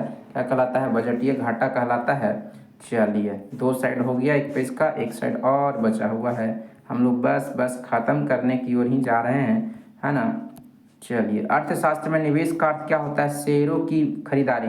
शेयरों की खरीदारी को ही अर्थशास्त्र में निवेश कहा जाता है, इन्वेस्टमेंट कहा जाता है। फिर आपका विश्व का प्रथम नकदी रहित अर्थव्यवस्था वाला देश स्वीडन है। विश्व का प्रथम नकदी रहित अर्थव्यवस्था वाला देश कौन सा है, स्वीडन है। बिग पुश सिद्धांत दिया था रॉडन ने। बिग पुश का सिद्धांत किसने दिया था, रॉडन ने दिया था। उपभोक्ता संरचना अधिनियम कोपरा कब पारित किया गया था, 1986 में जो है कोपरा पारित किया गया था। उपभोक्ता के बचत का सिद्धांत दिया था अल्फ्रेड मार्शल ने। उपभोक्ता के बचत का सिद्धांत किसने दिया था, अल्फ्रेड मार्शल ने दिया था। पूंजी बाजार से आशय है शेयर बाजार से है। भारत का पहला सबसे पुराना बॉम्बे स्टॉक एक्सचेंज बीएसई की स्थापना कब हुई थी, 1975 में। बॉम्बे स्टॉक एक्सचेंज बीएसई की स्थापना 1975 में हुई थी। बीएसई एक पब्लिक लिमिटेड कंपनी के रूप में परिवर्तित हुआ है 19 अगस्त 2005 को, ठीक है। दलाल स्ट्रीट स्थित है मुंबई में, है ना। बीएसई का सूचकांक सेंसेक्स है। बीएसई का सूचकांक क्या है, सेंसेक्स है, ठीक है। ओहो, टैटुए दबा जाता है इधर उधर। बीएसई का सूचकांक क्या कहलाता है, सेंसेक्स कहलाता है। राष्ट्रीय स्टॉक एक्सचेंज एनएसई की स्थापना 1992 में फेरवानी समिति की सिफारिश पर हुआ था। एनएसई का प्रमुख प्रवर्तक आईडीबीआई है। एनएसई का मुख्यालय जो है वर्ली मुंबई में है। एनएसई का सूचकांक निफ्टी है। तेजड़िया बुल मंदड़िया बियर संबंधित है, स्टॉक मार्केट शेयर बाजार से संबंधित है। फिर आपका है भारत में स्टॉक एक्सचेंज की संख्या 23 है। बीएसई के 30 शेयरों वाला संवेदी सूचकांक का आधार वर्ष 1978-79 है। बीएसई के 100 शेयरों वाला राष्ट्रीय सूचकांक का आधार वर्ष 83-84 है। फिर एनएसई 50 शेयरों का सूचकांक निफ्टी है। नॉस्डैक शेयर सूचकांक है अमेरिका का। जो डो जोन्स शेयर सूचकांक है न्यूयॉर्क का। फिर आपका फ्रैंकफर्ट शेयर सूचकांक है जर्मनी का।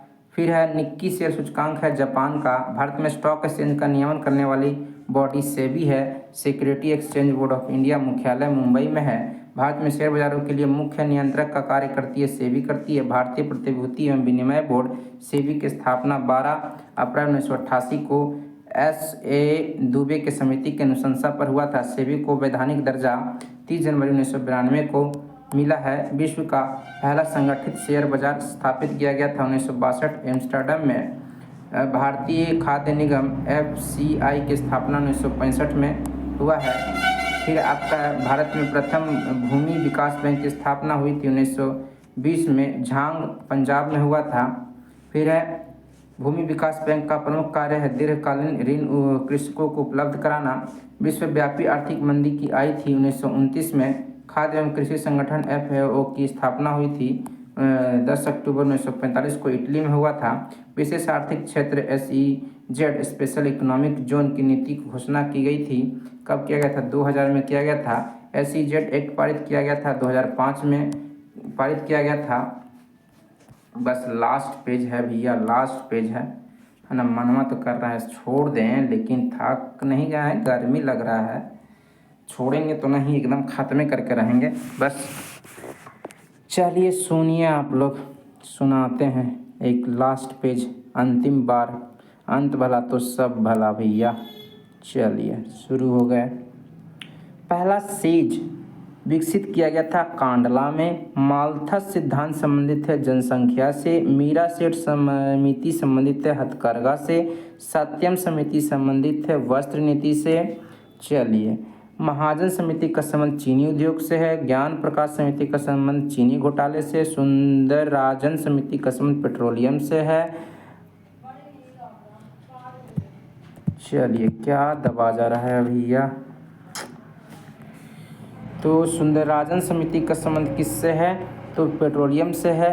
फिर आपका बोले हजारी समिति का संबंध किससे? औद्योगिक नीति से है। दत्त समिति का संबंध औद्योगिक लाइसेंस से है। मिर्धा समिति संबंधित है आपका सहकारी आंदोलन से है। भारतीय लघु उद्योग विकास बैंक सिडबी की स्थापना 2 अप्रैल 1990 को हुआ था। सिडबी का मुख्यालय लखनऊ में है। आबिद हुसैन समिति का संबंध जो है लघु उद्योग से है। मालेगांव समिति का गठन किस क्षेत्र से संबंधित है? प्राथमिक पूंजी बाजार से है। पहला राज्य वित्त निगम स्थापित किया गया था 1953 में पंजाब में। इलेक्ट्रॉनिक सामान की गुणवत्ता प्रदर्शित करता है ISI मार्क 1955 से भारत में प्रभावी हुआ था।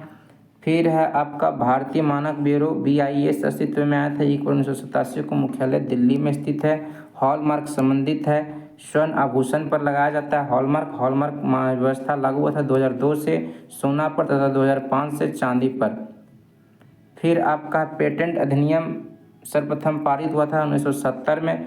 ट्रेडमार्क अधिनियम प्रभावी हुआ था 15 सितंबर 2003 से। इको मार्क संबंधित है पर्यावरण से। कृषि वस्तुओं की गुणवत्ता को प्रदर्शित करता है। एक मार्क करता है वर्ष 1986 से प्रभावी हुआ था एक मार्क। केंद्रीय एक मार्क प्रयोगशाला कहाँ है? नागपुर में स्थित है। शीतल पेय सॉस आदि के प्रमाणन के लिए प्रयोग चिन्ह FPO है। श्वेत वस्तु के अंतर्गत शामिल है फ्रिज, जनरेटर, वॉशिंग मशीन, बिजली की वस्तुएं, ये सब श्वेत वस्तु के अंतर्गत आता है। क्रिसिल क्रेडिट रेटिंग एजेंसी है। क्रिसिल का पूर्ण रूप है credit rating information service of India limited. फिर आपका भारत में कर्मचारी राज्य बीमा योजना प्रारंभ की गई थी 1952 में। राष्ट्रीय ग्रामीण विकास संस्थान स्थित है हैदराबाद, स्थापना 1977 में हुआ था। फिर आपका ऊर्जा संकट भारत में सबसे कब महसूस किया गया था? 1973 में ऊर्जा संकट आया था। सेल की स्थापना 1974 में हुआ था। फिर सफ़ेद सोना जो है कपास को कहा जाता है। हरा सोना चाय को कहा जाता है। स्वर्ण द्रव कहा जाता है। पेट्रोलियम कहा जाता है। स्पेशल 301 तथा सुपर 301 क्या है? तो ये अमेरिकी व्यापार संरक्षण की नीतियां हैं। चलिए 2 गो सेट और बचा हुआ है। चलिए ये ध्यान से सुनते चलेंगे। फिर किसी एक देश की कंपनी का दूसरे देश में किया गया निवेश कहलाता है प्रत्यक्ष निवेश। विदेशी निवेश FDI foreign direct investment. Bharat में प्रत्यक्ष विदेशी निवेश FDI का सबसे बड़ा स्रोत देश सिंगापुर है। भारत का अधिकतम विदेशी व्यापार किसके साथ है? संयुक्त राज्य अमेरिका के साथ है। गैट की स्थापना 1948 में हुआ था। गैट का स्थान WTO ने ले लिया। 1 जनवरी 1995 से मुख्यालय जिनेवा में स्थित है। यानी कि WTO की स्थापना वर्ल्ड ट्रेड ऑर्गेनाइजेशन की स्थापना 1995 में हुआ और इसका मुख्यालय जिनेवा स्विट्जरलैंड में स्थित है। WTO के प्रथम अध्यक्ष पीटर सदरलैंड है।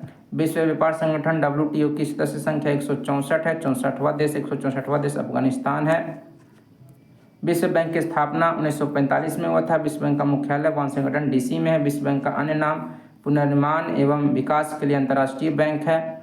फिर आपका विश्व बैंक ऋण देता है, दीर्घकालीन एवं अल्पकालीन दोनों तरह के ऋण जो है विश्व बैंक देता है। विश्व बैंक की उदार ऋण प्रदान करने वाली खिड़की कहा जाता है। विश्व बैंक को उदार ऋण प्रदान करने वाली खिड़की कहा जाता है अंतर्राष्ट्रीय विकास संघ IDA को। फिर है अंतर्राष्ट्रीय मुद्रा कोष IMF की स्थापना दिसंबर 1945 में हुआ था। IMF की स्थापना 1945 में हुआ था और इसका मुख्यालय वाशिंगटन DC में है। अंतर्राष्ट्रीय व्यापार का प्रहरी कहा जाता है अंतर्राष्ट्रीय मुद्रा कोष IMF को अंतर्राष्ट्रीय व्यापार का प्रहरी कहा जाता है। अंतर्राष्ट्रीय मुद्रा कोष IMF का किस सम्मेलन की देन है? ब्रेटन वुड्स सम्मेलन के तहत IMF की स्थापना हुआ था। अंतर्राष्ट्रीय मुद्रा कोष किन देशों को ऋण प्रदान करती है? केवल सदस्य देशों को ही ऋण प्रदान करती है। किस दशक में जनसंख्या वृद्धि दर ऋणात्मक थी? तो 1911 से 21 में जनसंख्या वृद्धि दर ऋणात्मक थी भारत का। जन्म दर व्यक्त किया जाता है प्रति हजार पर। राष्ट्रीय किसान आयोग का गठन 2004 में हुआ था। भुगतान संतुलन में निहित होता है। दृश्य अदृश्य व्यापार एवं ऋण। विदेशी मुद्रा विनिमय अधिनियम पारित किया गया था 1973 में विदेशी निवेश एवं व्यापार को सुगम बनाने के लिए। फेरा की जगह फेमा विदेशी मुद्रा प्रबंधन अधिनियम लागू किया गया था 1999 में। इंडिया इज़ फॉर सेल नामक पुस्तक किसने लिखा? चित्रा सुब्रमण्यम ने लिखा, ये याद रखेंगे। फिर मोहन धारिया समिति का संबंध किससे है? वाटरशेड विकास से है। मोहन धारिया समिति का संबंध वाटरशेड विकास से है। ईश्वरन समिति का संबंध वाटरशेड विकास में प्रशिक्षण से है। डिविडेंड क्या है? डिविडेंड जो है कंपनियों से शेयरों पर प्राप्त लाभांश है। कंपनियों से शेयरों पर प्राप्त लाभांश को डिविडेंड कहते हैं। कुटीर ज्योति कार्यक्रम का संबंध किससे? ग्रामीण विद्युतीकरण से है। फिर वैल्यू एंड कैपिटल नामक पुस्तक किसकी है? तो हिक्स की है। वैल्यू एंड कैपिटल जो पुस्तक है उसकी रचना जो हिक्स ने की थी। पेपर गोल्ड कहलाता है SDR को जो है पेपर गोल्ड कहा जाता है। तो इस प्रकार से हम लोग बस एक साइड और बचा हुआ है, उसके बाद हम लोग जश्न मनाएंगे, है ना, एकदम धुआं उड़ा देंगे, क्योंकि इसके बाद हम लोग का ख़त्म हो जाएगा। ठीक है। अरे बाप रे बाप। इंडिया ब्रांड इक्विटी फंड की स्थापना किस वर्ष हुई थी? तो इंडिया ब्रांड इक्विटी फंड की स्थापना 1996 में हुई थी। आशा योजना संबंधित है सामाजिक स्वास्थ्य कार्यकर्ताओं से। आशा योजना संबंधित है। राजकोषीय घाटा, प्राथमिक घाटा एवं राजस्व घाटा में कौन सा है? राजकोषीय घाटा जो है सबसे बड़ा घाटा है। ठीक है। समन्वित ग्रामीण विकास कार्यक्रम IRDP इंटीग्रेटेड, है ना, रूरल डेवलपमेंट प्रोग्राम किस वर्ष प्रारंभ किया गया था? 1978-79 में किया गया था। नई आर्थिक नीति की शुरुआत जो है 24 जुलाई 1991 को डॉक्टर मनमोहन सिंह के द्वारा किया गया था। नई औद्योगिक नीति 1991 की घोषणा की गई थी 24 जुलाई 1991 को नरसिम्हा राव के द्वारा। उसमें नरसिम्हा राव प्रधानमंत्री थे और वित्त मंत्री 1991 में जो थे मनमोहन सिंह थे। NGO का आशय क्या है? गैर सरकारी संगठन, नॉन गवर्नमेंट ऑर्गेनाइजेशन, गैर सरकारी संगठन। सार्वजनिक उपक्रमों को वित्तीय सहायता प्रदान करने हेतु दर्जा दिया जाता है महारत्न, नवरत्न, मिनीरत्न को। देश में महारत्न कंपनियों की संख्या कितना है? 11 है। फिर आपका देश में नवरत्न कंपनियों की संख्या कितना है? 13 है। फिर आपका नवरत्न की अवधारणा किस वर्ष के केंद्रीय बजट में पेश की गई थी? 1997-98 में ये अवधारणा पेश किया गया था। कंपनियों को नवरत्न का दर्जा दिया जाता है केंद्रीय लोक उद्यम विभाग द्वारा। फिर आपका है महारत्न दर्जे के सृजन का निर्णय लिया गया था 21 दिसंबर 2009 को। मिनी रत्न योजना का शुभारंभ हुआ था 1997 में। भारत का सबसे बड़ा उद्योग कौन सा है? सूती वस्त्र उद्योग जो है भारत का सबसे बड़ा उद्योग माना जाता है। फिर है आपका योजना में कोर सेक्टर का तात्पर्य है चयनित आधारभूत उद्योग से। कोर सेक्टर के 8 आधारभूत उद्योग कौन कौन से हैं?